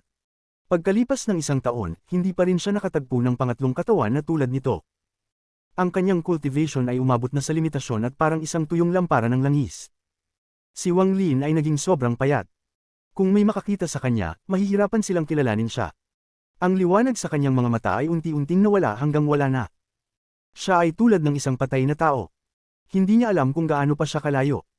Ang hindi tiyak na ito ay magiging isang nakakatakot na emosyon na magpapabagsak sa kanyang isipan. Kahit na may willpower si Wang Lin, naapektuhan pa rin ang kanyang isipan. Ngunit tuwing hinahaplos niya ang kabaong sa likod, sumabog mula sa kanyang puso ang isang matinding determinasyon na magpatuloy at hindi sumuko. Ngunit, ang kalupitan ng realidad ay nagtanggal sa huling piraso ng konsensya ni Wang Lin pagkatapos ng 3 buwan, kaya't nawalan siya ng malay. Wala ng aura ang natira sa katawan ni Wang Lin, ngunit kahit hindi malay, patuloy pa rin niyang pinuprotektahan ang kabaong sa likod. Kahit napuno na ng mga bitik ang kabaong, kung wala ang kanyang proteksyon, tiyak na maghihiwalay na ito. Ang isang tao at isang kabaong ay dahan-daw ang lumulutang sa puwang. Sa sandaling nawala ng malay si Wang Lin, ang presyon mula sa batas ng Immortal Astral Continent ay nawala. Hindi alam ni Wang Lin ang kakaibang pagbabagong ito. Tila siya ay isang patay na tao, at hindi naging epektibo ang free life spell. Parang patay na siya at patuloy na lumulutang patungo sa ibang direksyon habang dala ang kabaong. Para siyang lahat ng mga katawan na nakita niya na patuloy na lumulutang sa walang katapusang puwang na ito. 1 taon, 2 taon, 3 taon. Lumipas ang isang hindi tiyak na dami ng oras. Ang mga mata ni Wang Lin ay nanatiling nakapikit, na parang patay siya. Sa Immortal Astral Continent, sa 7 Dao Sect, huminga ng malalim si Zuan Luo at tumayo. Kasama ang nakaraang oras, naghihintay na siya ng 15 taon. Hindi dahil ayaw niyang maghintay, ngunit isang malakas na alon ng celestial energy na hindi niya kayang tiisin ay nagmula sa malayo. Ang celestial energy ay hindi pa man lumapit, isang malalakas na tunog ng kulog ang umalingaw sa kalangitan. Isang gintong araw ang sumak sa abot tanaw, at isang figure ang tumayo sa loob. Kasabay nito, isang araw na naman ang sumak mula sa ibang direksyon at isang malamig na tingin ang nagmula sa araw na iyon. Naunawaan ni Zuan Luo na kailangan na niyang umalis. Disipulo, ikaw. Mag-ingat. Kung hindi ka patay, dapat ay hanapin mo ako. Huminga ng malalim si Zuan Luo at inilog ang kanyang manggas. Isang dambuhalang dugong araw ang sumak at siya ay lumipad pataas sa kalangitan. Umalis si Zuan Luo. Mula ngayon, walang maghihintay sa pagdating ni Wang Lin. Si Wang Lin ay patuloy na lumulutang sa puwang at nagbago ang kanyang direksyon. Hindi alam kung saan siya patungo at siya ay naging isa na sa mga katawan sa puwang. Marami pang taon ang lumipas. Ang ilan ay muling ipinanganak sa Immortal Astral Continent. Ang ilan ay patuloy na naglalakbay at maaaring mga ilangan ng daan-daang taon o libu-libong taon bago muling ipanganak. Hindi rin naintindihan ni Zuan Luo kung bakit ganoon kalaki ang agwat. Isang bata ang ipinanganak sa isang bayan sa Eastern Continent taon na ito. Ang batang ito ay kakaiba. Sa edad na 6 o 7, gustong-gusto niyang tawagin ang kanyang sarili na hari kapag naglalaro kasama ang kanyang mga kasama. Kapag hindi sumunod ang ibang bata, sinisipa at sinusuntok sila. Siya ay sobrang mabagsik, at ang mga katabing kalaro ay natatakot sa kanya. Dahan-dahan silang nagsimulang maglaro sa laro niyang hari. Sa Southern Continent ng Immortal Astral Continent, isang bata rin ang ipinanganak sa isang taon. Ang batang ito ay kahanga-hanga. Bagaman nasira ang pamilya niya sa kanyang mga unang taon, sa edad na 10, kilala na siyang sinungaling sa kanyang lungsod. Ngunit kung ang isang sinungaling ay naging sikat, hindi ito magiging maganda para sa kanila. Dahil dito, maagang umalis ang batang ito at dinala ang kanyang talento sa pagsisinungaling sa ibang lugar. Unti-unting lumipas ang panahon. Si Zuan Luo ay matagal nang bumalik sa Ancient Dao Clan na may malungkot na ekspresyon at pumasok sa closed-door cultivation. Nang makita ng Ancient Dao Emperor si Zuan Luo na nagbalik ng mag-isa, ngumisi siya sa kanyang puso. Dahan-dahan niyang nakalimutan kung bakit pumunta si Zuan Luo upang hanapin ang isang tao. Parang marami nang hindi nag-isip tungkol sa isang taong nagngangalang Wang Lin. Ganoon ang Immortal Astral Continent, at ganoon din ang Cave World. Ngunit may mga ilan na hindi kayang kalimutan ang pangalang ito tuwing naiisip ang nakaraan. Ganoon si Mo Bingmei. Ganoon si Tang Shan ng Immortal Astral Continent, at ganoon din ang bagong henyo ng henerasyon, si Yun Yifeng, na mag-iisip din kay Wang Lin. Hindi rin nakalimot ang Mosquito King kay Wang Lin. Noon, pinigilan siya ni Wang Lin, at tila nagwala ito habang sumisipsip ng batas ng Immortal Astral Continent kasama ang kanyang mga kasama. Nakaranas ito ng 4 na metamorphosis sa nakaraang dekada. Sa bawat metamorphosis, ang Mosquito King ay naging ilang beses na mas malakas. Ang presyon dito ay hamina hanggang sa parang hindi na ito umiiral. Sa huli, matapos ang ikalimang metamorphosis, nagbigay ang Mosquito King ng isang presyon na umalag sa buong puwang. Ang katawan nito ay hindi na parang planeta kundi ganap na nagbago hanggang sa naging parang usok. Ang usok na ito ay isang malabo, na parang ang Mosquito King ay lumabas lamang mula sa isang ink painting. Gayunpaman, ang pagkamabalasik nito ay umabot sa isang peak. Pagkatapos noon, hindi na tinanggap ng Mosquito King ang batas ng Immortal Astral Continent. Ang katawan nito ay kumalat na parang ulap at nilamon ang kanyang 9 na kasama bago ito tumulak sa walang katapusang puwang. Nais nitong hanapin si Wang Lin, hanapin ang kanyang master. Kabanata 1798 ang pinakamalakas na avatar sa hinaharap. Pinilit nitong dumaan sa metamorphosis at kumuha ng matinding panganib upang mabilis na dumaan sa mga ebolusyon nito. Nilamon pa nito ang mga kasama nito na may tanging layunin na hanapin si Wang Lin, hanapin ang kanyang guro. Ang mga sigaw nito ng kalungkutan ay umalingaw sa walang hangganang kalawakan. Wala na itong katawan at naging isang ulap ng hamog. Mabilis itong gumalaw sa walang katapusang kalawakan. Habang naghahanap ito, naging hindi na ito makapaghintay. Tumigil ito sandali at tuluyang bumagsak ang katawan nito. Ang hamog ay nahati sa 100,000 bahagi, naging 100,000 mga nilalang na lamok, at naghahanap sa 100,000 direksyon. Lahat sila ay naglabas ng mga sigaw, tinatawag ang kanilang guro. Sa kalaliman ng kalawakan, may isang bangkay at kabaong na lumulutang doon. Ang kanang kamay ng bangkay ay mahigpit na nakakapit sa kabaong. Kahit na ang braso nito ay nabasag, hindi nito binitiwan ng kabaong. Ang bangkay ay lumulutang na sa kalawakan ng mga dekada.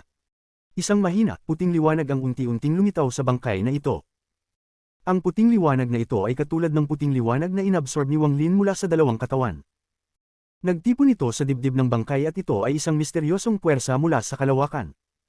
Sa araw na iyon, habang ang katawan at kabaong ay lumulutang, isang lamok na kasing laki ng palad na gawa sa usok ang lumipad palabas. Ang lamok ay patuloy na umuungol, at dumaan sa katawan at kabaong. Ngunit mabilis na nanginginig ang lamok at tumigil upang titigan ang katawan at kabaong sa malayo. Isang sigaw ng kagalakan ang umalingaw. Ang lamok ay tila nagwala at tumakbo patungo sa katawan.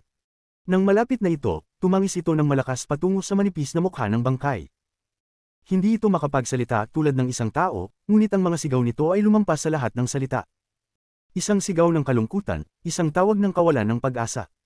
Habang ito ay umiiyak, mga hibla ng usok ang lumabas mula sa kalawakan, na may isang lamok sa bawat isa. Higit sa 100,000 ang nagtipon upang bumuo ng Mosquito King ni Wang Lin.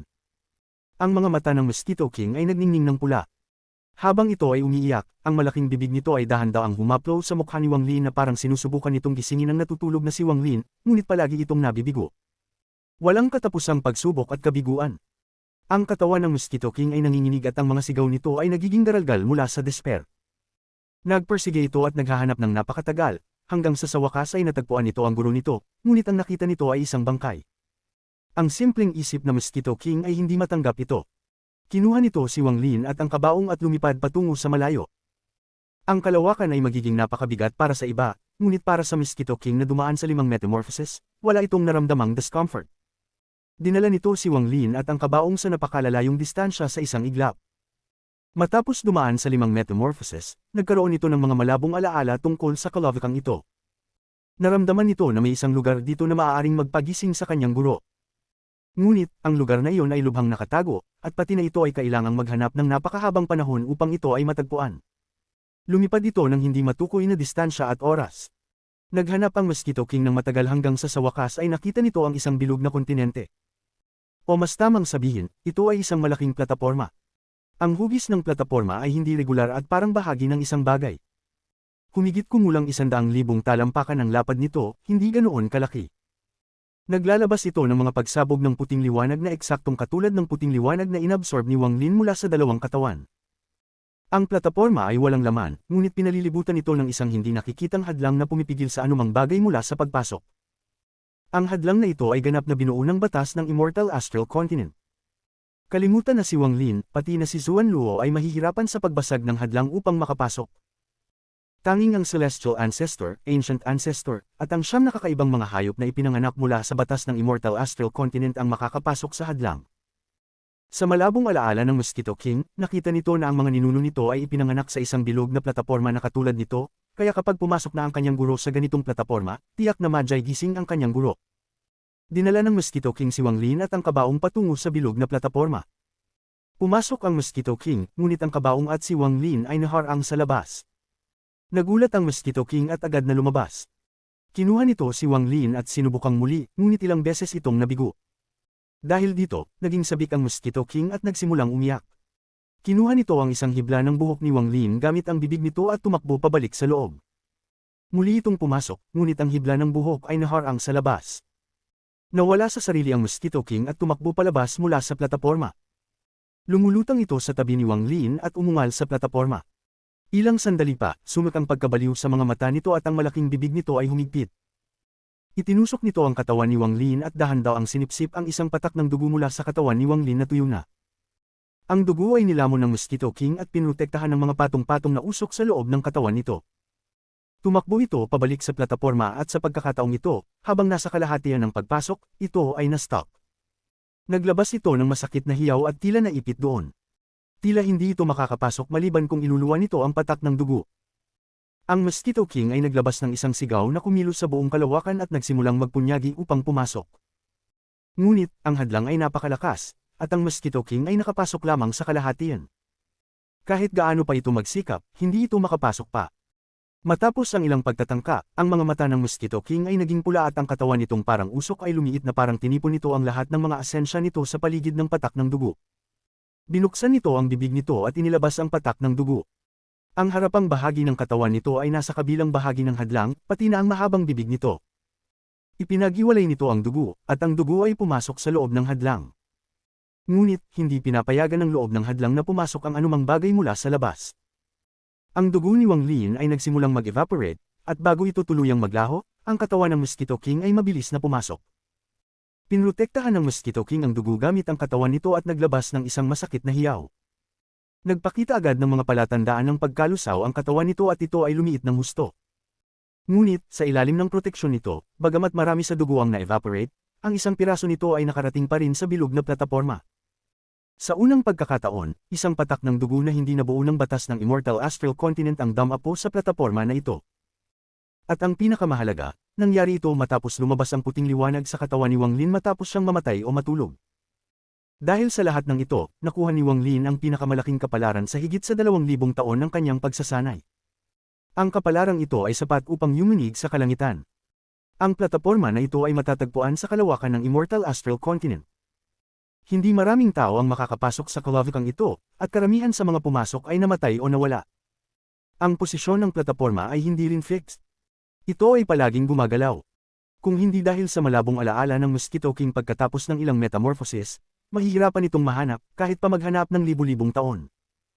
Ang dalawang kondisyong ito ay mahirap nang makumplito, at kakaunti lamang ang makakagawa nito. Bukod pa rito, pinipigilan ng plataporma na makapasok ang anumang bagay na hindi nabuo ng batas ng Immortal Astral Continent. Para itong isang malawak na bitik na mas nagpapahirap dito. Maliban kung ito ay kagaya ng Mosquito King, na nagsikap ng matindi sa peligro ng sariling buhay, magiging halos imposibleng makamtan ito. Ang paggawa ng Mosquito Beast na hindi kailanman kumikilala ng guro na gawin ito ay talagang isang kamanghamanghang kapalaran. Ngunit, hindi lang iyon ang mga kondisyon. Ang huling kondisyon ay kailangang ang tao ay patay na o natutulog at upang lumitaw ang puting liwanag. Ang puting liwanag na ito ay, sa katunayan, bahagi ng batas ng Immortal Astral Continent. Tanging ilang tao lamang ang nakaranas nito pagkatapos nilang mamatay.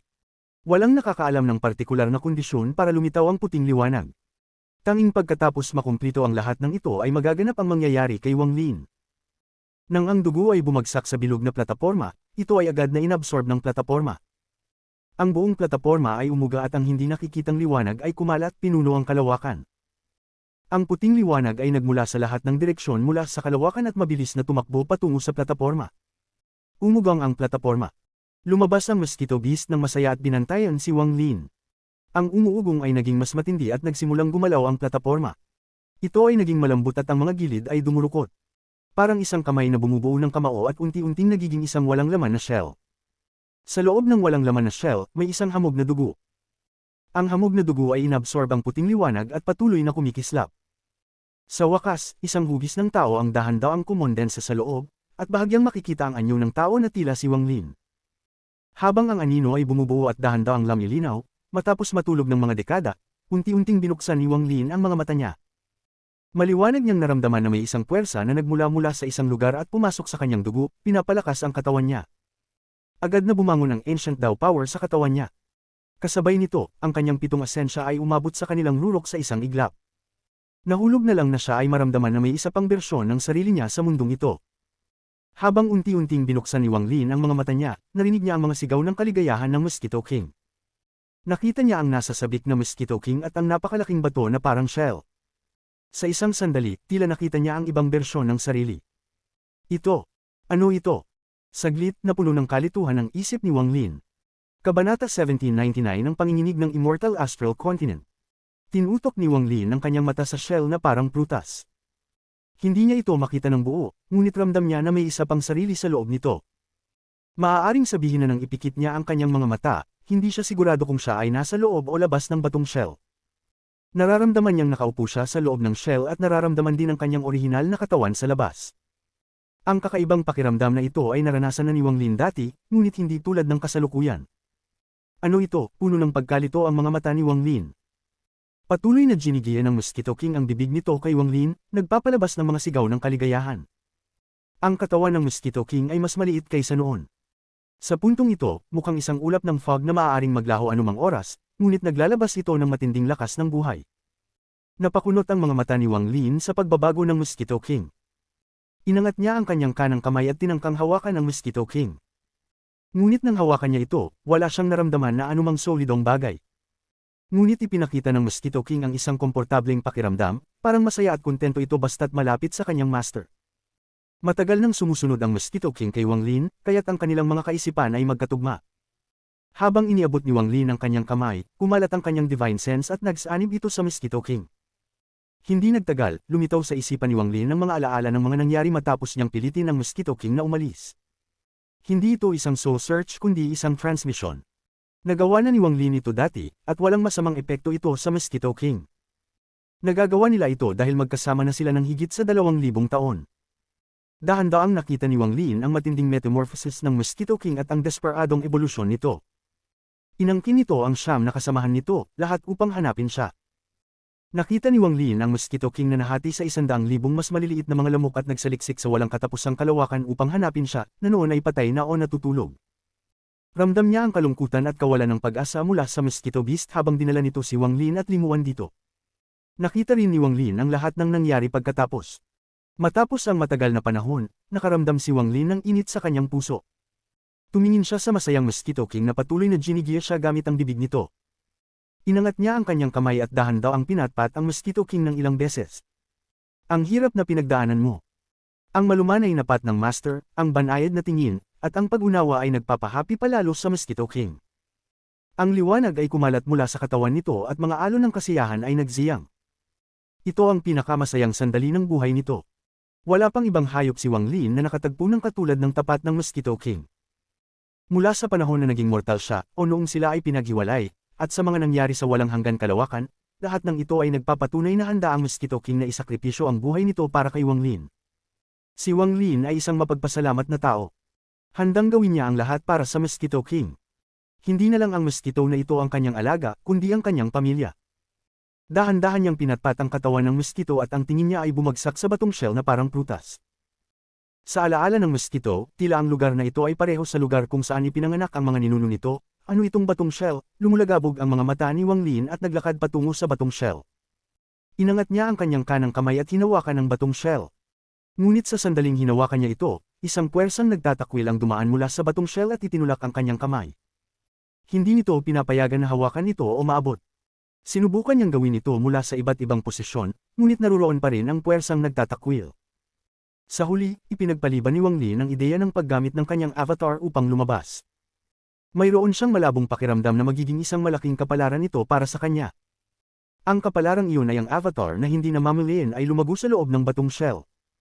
Marahil sa hinaharap, ang avatar na ito ay tatakas mula sa shell at maglalaman ng nakakatakot na kapangyarihan. Ang kapangyarihang ito ay ang batas ng Immortal Astral Continent dahil ang avatar na ito ay ipinanganak sa ilalim ng batas ng Immortal Astral Continent katulad ng ninuno ng Mosquito King. Hindi ito karapat-dapat pilitin.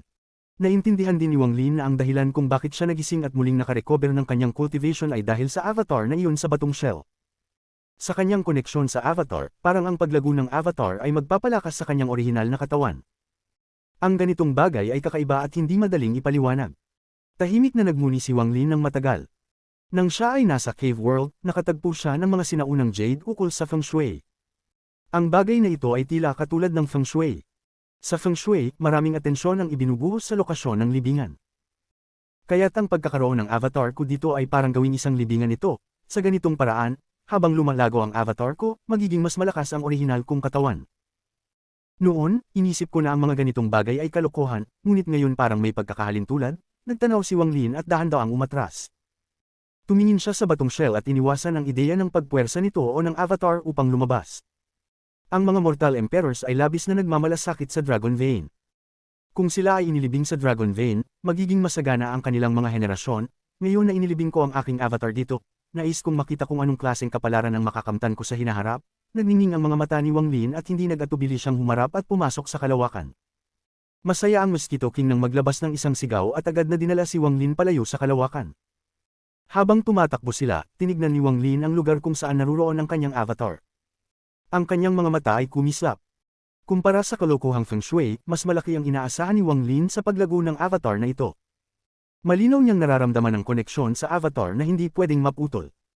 Isang araw, tatapusin ng avatar ang paglago nito, at kapag ito ay lumabas mula sa shell, naniniwala si Wang Lin na babaguhin nito ang mundo. Habang lumilipad ang mosquito, dala ni Wang Lin ang Heaven Avoidance Coffin na may limuwan sa loob at tumakbo patungo sa labasan. Sa mga sandaling ito, sa loob ng kalawakan, hindi niya alam ang napakalaking pagbabago na naganap sa buong Immortal Astral Continent noong dinala ng Mosquito King ang dugo sa platform at ang dugo ay inabsorb ng platform. Ang malaking pagbabagong ito ay ikinagulat ang buong Immortal Astral Continent. Dumarami ang mga makapangyarihang cultivators na lumabas mula sa kanilang pagkakakulong. Ang mga leader at mga matatandang guro ng maraming sekta ay lumabas din. Ang kanilang divine senses ay tumagos sa kalangitan. Ang kaguluhan na ito ay nakakuha pa ng pansin ng 9 na araw, kaya't nagkaroon ng isang bihirang pagkakataon kung saan lumabas ang lahat ng 9 na araw. Walang makakalimot sa tagpong ito. Ito'y tatandaan pa ng marami sa mga susunod na taon. Ito ay naging isang misteryo na pinag-uusapan ng lahat. Nang ipanganak ang Celestial Ancestor, may tatlong palatandaan. Ang gintong langit at itim na lupa ay isang palatandaan. Nang ipanganak ang Ancient Ancestor, may 9 na awit. Ang pilak na mga mata ay isa sa mga ito. Bagamat hindi alam ng mga karaniwang cultivators ito, ang sinumang nakarating sa isang tiyak na antas ng cultivation o kabilang sa isang makapangyarihang sekta ay alam ang ilan dito. Sa araw na iyon, isang baluktot na anyo ang lumitaw sa kalangitan sa ibabaw ng kabisera ng mga Celestial sa Celestial Ming Continent na namumuno sa lahat ng mga Celestial. Isang malaking vortex ang nabuo at nagsimulang kumalat sa lahat ng direksyon. Masyadong mabilis ito, mas mabilis pa kaysa sa kahit anong cultivator. Agad itong kumalat sa 37 kalapit na kontinente at nagdulot ng pagbabago sa kulay ng kalangitan na naging gintong-ginto. Sa pagsulpot ng gintong liwanag, nagdilim ang lupa dahil sa matinding pagsabog ng liwanag. Ang tagpong ito ay nagbigay ng senyales ng pagdating ng Celestial Ancestor. Kasabay nito, isang malabong anino ang lumitaw sa loob ng vortex. Ang figure ay malabo, ngunit makikita mong may suot itong gintong robe at korona. Nakatayo ito sa vortex at naglalabas ng nakakagimbal na dami ng celestial energy. Ang sinumang makakita sa figure na ito ay agad na may isip ang isang pangalang magpapataas ng kanilang sigla. Celestial Ancestor. Ang Celestial Ancestor ay nawala sa kalawakan ng hindi mabilang na mga taon. Ito ang unang pagkakataon mula noon na lumabas muli ang anino ng Celestial Ancestor. Ito ay nagdulot ng malalaking alon sa lahi ng Celestial. Lahat ng mga Grand Empirines ng lahi ng Celestial ay lumabas at yumuko sa kalangitan. Kasabay nito, sa 36 na estado ng ancient na bansa, isang malaking vortex ang lumitaw din. Ang vortex na ito ay itim at kumalat sa 36 na estado na parabang nakikipagkompetensya sa mga Celestial. Isang nakakatakot at matinding aura ang damaloy mula sa vortex na ito. Ito ay nagdulot ng lahat ng tao sa ancient countries na magyuko sa lupa ng may kaligayahan. Kasabay nito, sina Zuan Luo at ang iba pang 2 sa 4 na ancient Grand Empirines ay nagmadaling lumabas.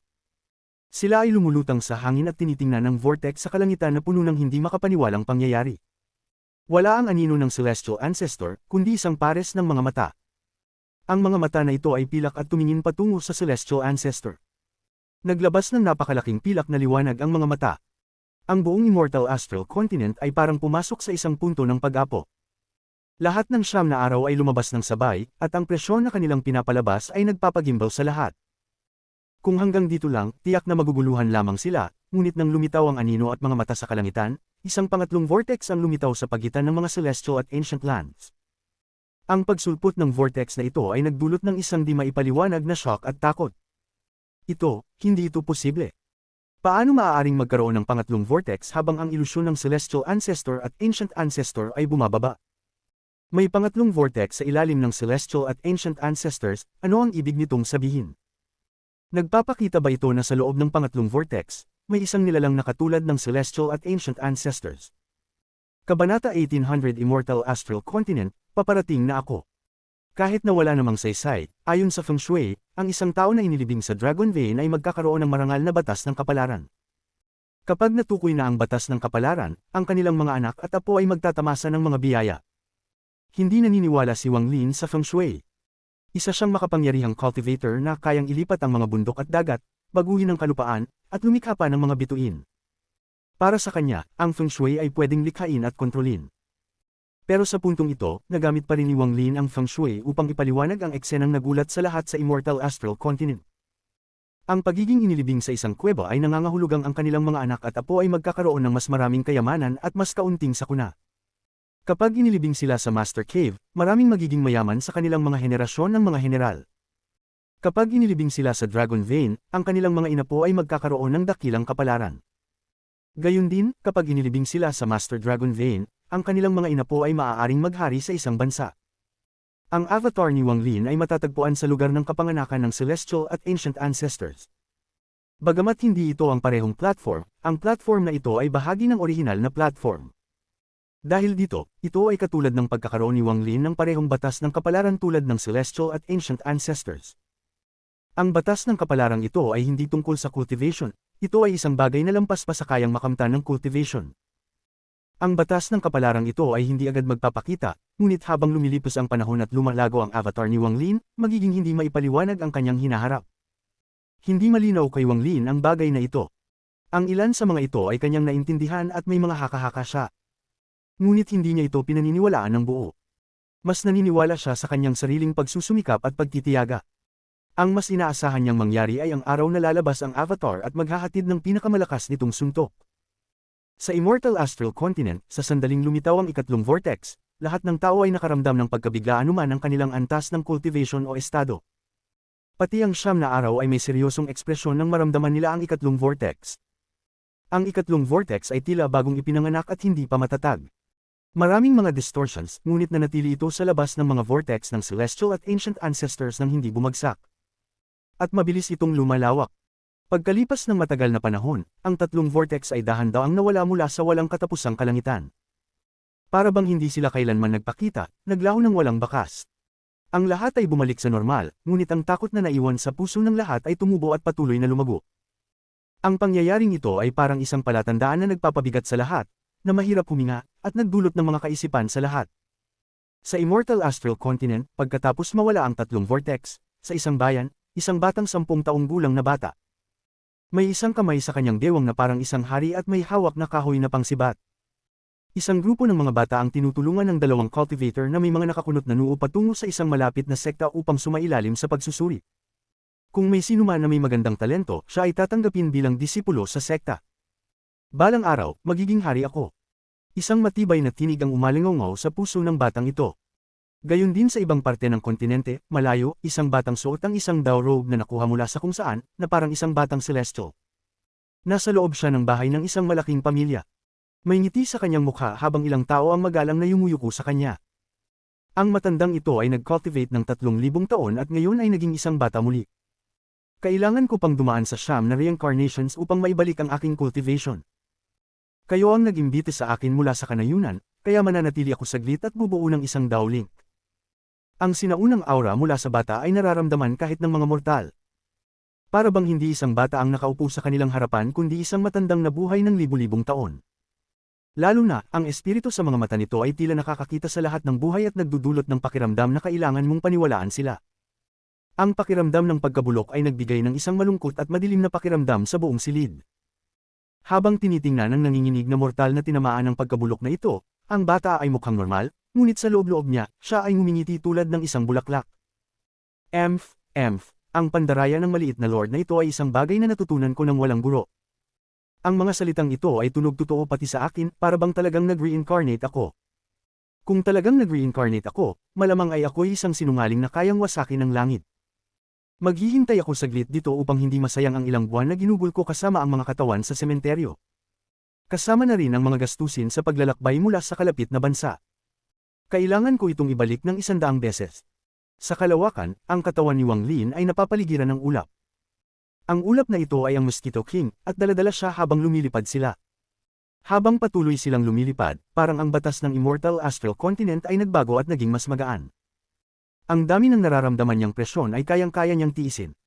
Bagamat nawalan siya ng direksyon, parang may nararamdaman ang Mosquito Beast at patuloy nilang tinahak ang direksyong iyon kasama si Wang Lin. Sa buong paglalakbay, masaya ang Mosquito Beast. Minsan ay tinitingnan nito si Wang Lin at naglalabas ng masayang hiyaw. Talaga namang gustong-gusto nitong maging kasama si Wang Lin. Pakiramdam nito ay komportable, parang nasa tabi ng mga magulang. Subalit, kahit na ang Mosquito King ang nangunguna, habang pumapasok sila sa mas malalim na bahagi ng kalawakan, ang presyon mula sa batas ng Immortal Astral Continent ay naging mas matindi. Bagamat ang avatar ni Wang Lin sa loob ng stone shell ay tumutulong sa pagpapalakas ng kanyang katawan, naging mahirap na rin para sa kanya ang presyon pagkatapos ng ilang sandali. Ang pangunahing problema ay kailangan niyang tiyakin na hindi masasaktan si Limuan. Kung wala si Limuan, wala sanang problema kay Wang Lin sa batas ng Immortal Astral Continent. Dahil sa Mosquito King at ang kanyang avatar, naka-adjust na siya. Mayroon na siyang malaking kalamangan at nahihirapan pa rin. Ipinapakita nito kung gaano ka nakakatakot ang kalawakan na ito. Hindi nakakapagtaka na walang sinuman na walang tamang bloodline ang nakalabas mula sa kalawakan ito. Ang pagbabalot kay Wan ay katumbas ng pag-abandona sa bloodline. Mahabang naisip ni Wang Lin. Nalimutan na niya ang paglipas ng oras. Hindi niya alam kung gaano siya katagal nandito, ngunit naisip niya na lagpas na sa 10 taon. Natataranta ako, baka hindi na makapaghintay si teacher. Kung nakabalik na siya sa Ancient Dao Clan, kapag nakarating ako sa Immortal Astral Continent, kailangan ko nang magdepende sa sarili ko. Ang mga mata ni Wang Lin ay kumislap at puno ng determinasyon. Walang problema ito. Noon, iniwan ko ang planeta Suzaku para maglakbay sa Brilliant Void. Pagkatapos, mula sa Brilliant Void ay napunta ako sa All Heaven, at pagkatapos ay sa Cloud Sea. Mamaya, napunta ako sa Ancient Star System ng mag-isa. Ngayon, pupunta na rin ako mag-isa sa Immortal Astral Continent, walang problema. Sa kabilang banda, kailangan ko rin agad palakasin ang aking cultivation sa Immortal Astral Continent. Nandyan pa ang Donglin Sect na kailangan kong puntahan. Kung makapasok ako sa Donglin Pool. Nang maisip ito, tumibok ang puso ni Wang Lin. Maaari talagang sabihin na talagang gusto ni Wang Lin na makapasok sa Donglin Pool. Nais niyang gawing realidad ang ilusyon mula sa ikalimang bulaklak. Nais niyang magkaroon ng Essence True Bodies upang makipaglaban sa mga Arcane Tribulant Cultivators. May mga lumang kaibigan pa sa Immortal Astral Continent. Hindi ko alam kung sino ang nakapag-reincarnate. Hehe, interesado akong malaman kung naging hari si Sito Nan. Hindi ko alam kung magpapatuloy si Liu Jinbiao sa kanyang landas ng panlilinlang. Nandyan pa si Xu Liguo, ang demonyo. Interesado akong malaman kung anong klaseng kapalaran ang mayroon siya sa Immortal Astral Continent. Mayroon ding si Qing Shui, si Red Butterfly. At si Li Chenmei. May mga alaala si Wang Lin at ang Mosquito King na kasama siya sa kalawakan, kaya hindi siya malungkot. 1 taon, 2 taon, 3 taon. 3 taon ang dahan-daw ang lumipas habang ni-recall ni Wang Lin ang nakaraan. Bumagal na ang Mosquito King, ngunit dinala pa rin si Wang Lin sa dulo ng kalawakan. Malapit na sila sa exit. Ang exit na ito marahil ay hindi sa lugar kung saan naghintay si Zuan Luo, kundi isang lugar na tinahak ng Mosquito King batay sa kanyang malabong alaala. Ang lugar na ito ay maaaring magdala sa Heavenly Bull Continent o baka sa ibang lugar. Maaari ring nasa 36 na estado ng Ancient Country. Sa 3 taon, nakatuon si Wang Lin sa kanyang buong cultivation kay Limuan. Sa ilalim ng kanyang proteksyon, ligtas na ligtas siya. Sa araw na ito, nakita niyang may liwanag sa kalawakan sa unahan. Ang liwanag na ito ay hindi masyadong maliwanag, at nanggaling sa isang makitid na piraso sa kalawakan. Nakikita niyang may mga bundok sa kabila ng piraso. May mga pagputok ng aura na natatangi sa Immortal Astral Continent na nanggagaling mula sa piraso. Ang pagod na katawan ni Wang Lin ay agad na nayanig. Ang Mosquito King ay pagod na rin. Nahihirapan itong dalhin si Wang Lin sa piraso, ngunit sa huli, ang katawan nito ay nagkalat bilang ulap at hindi na kayang magtuloy. Ang puso ni Wang Lin ay nanabik para sa Mosquito King, at iniunat ang kanyang kanang kamay patungo sa Mosquito King. Ang Mosquito King ay naging isang tinta na tato na nai-embed sa braso ni Wang Lin. Hindi siya naglakas loob na buksan ang kanyang storage space. Noong binuksan niya ito noong nakaraan, naramdaman niyang hindi stable ito at malapit nang magsara. Hindi niya alam kung mag-e-explode ang storage space kapag binuksan ito, o kung mag-e-exist pa rin ito sa Immortal Astral Continent. Kailangan niyang gumugol ng oras upang malaman ang mga hindi alam na ito. Bukod sa ilang mga pills at treasures, naruroon ang isang baliw at ang babaeng may silver na damit. Ang dalawang ito ay may bloodline mula sa Immortal Astral Continent, kaya kahit na sila ay nasa kalawakan, walang magiging problema maliban na lang kung sila ay katulad ni Wang Lin, na nagtatangkang protektahan ng isang tao habang papasok sa Immortal Astral Continent. Matapos dalhin ng Mosquito Beast, kinuha ni Wang Lin si Limuan at inadjust ang kanyang sarili. Binuksan niya ang kanyang mga mata at tumitig sa piraso. Sa sandaling iyon, parang bumalik siya sa foreign battleground, nang siya ay sumubok tumakas matapos maging isang soul devourer. Ipinakita niya ang buong lakas ng cultivation at nagmadali patungo sa piraso. Napakabilis niya at agad na lumapit. Ang lahat ng lakas na mayroon siya ay ibinubuhos niya sa bilis, at ang natitira ay ginagamit upang mapanatili ang kaligtasan ni Limuan.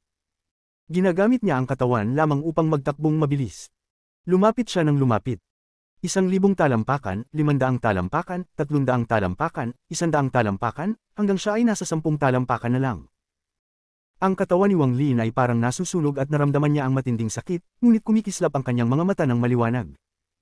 Immortal Astral Continent, ako, si Wang Lin, ay paparating na.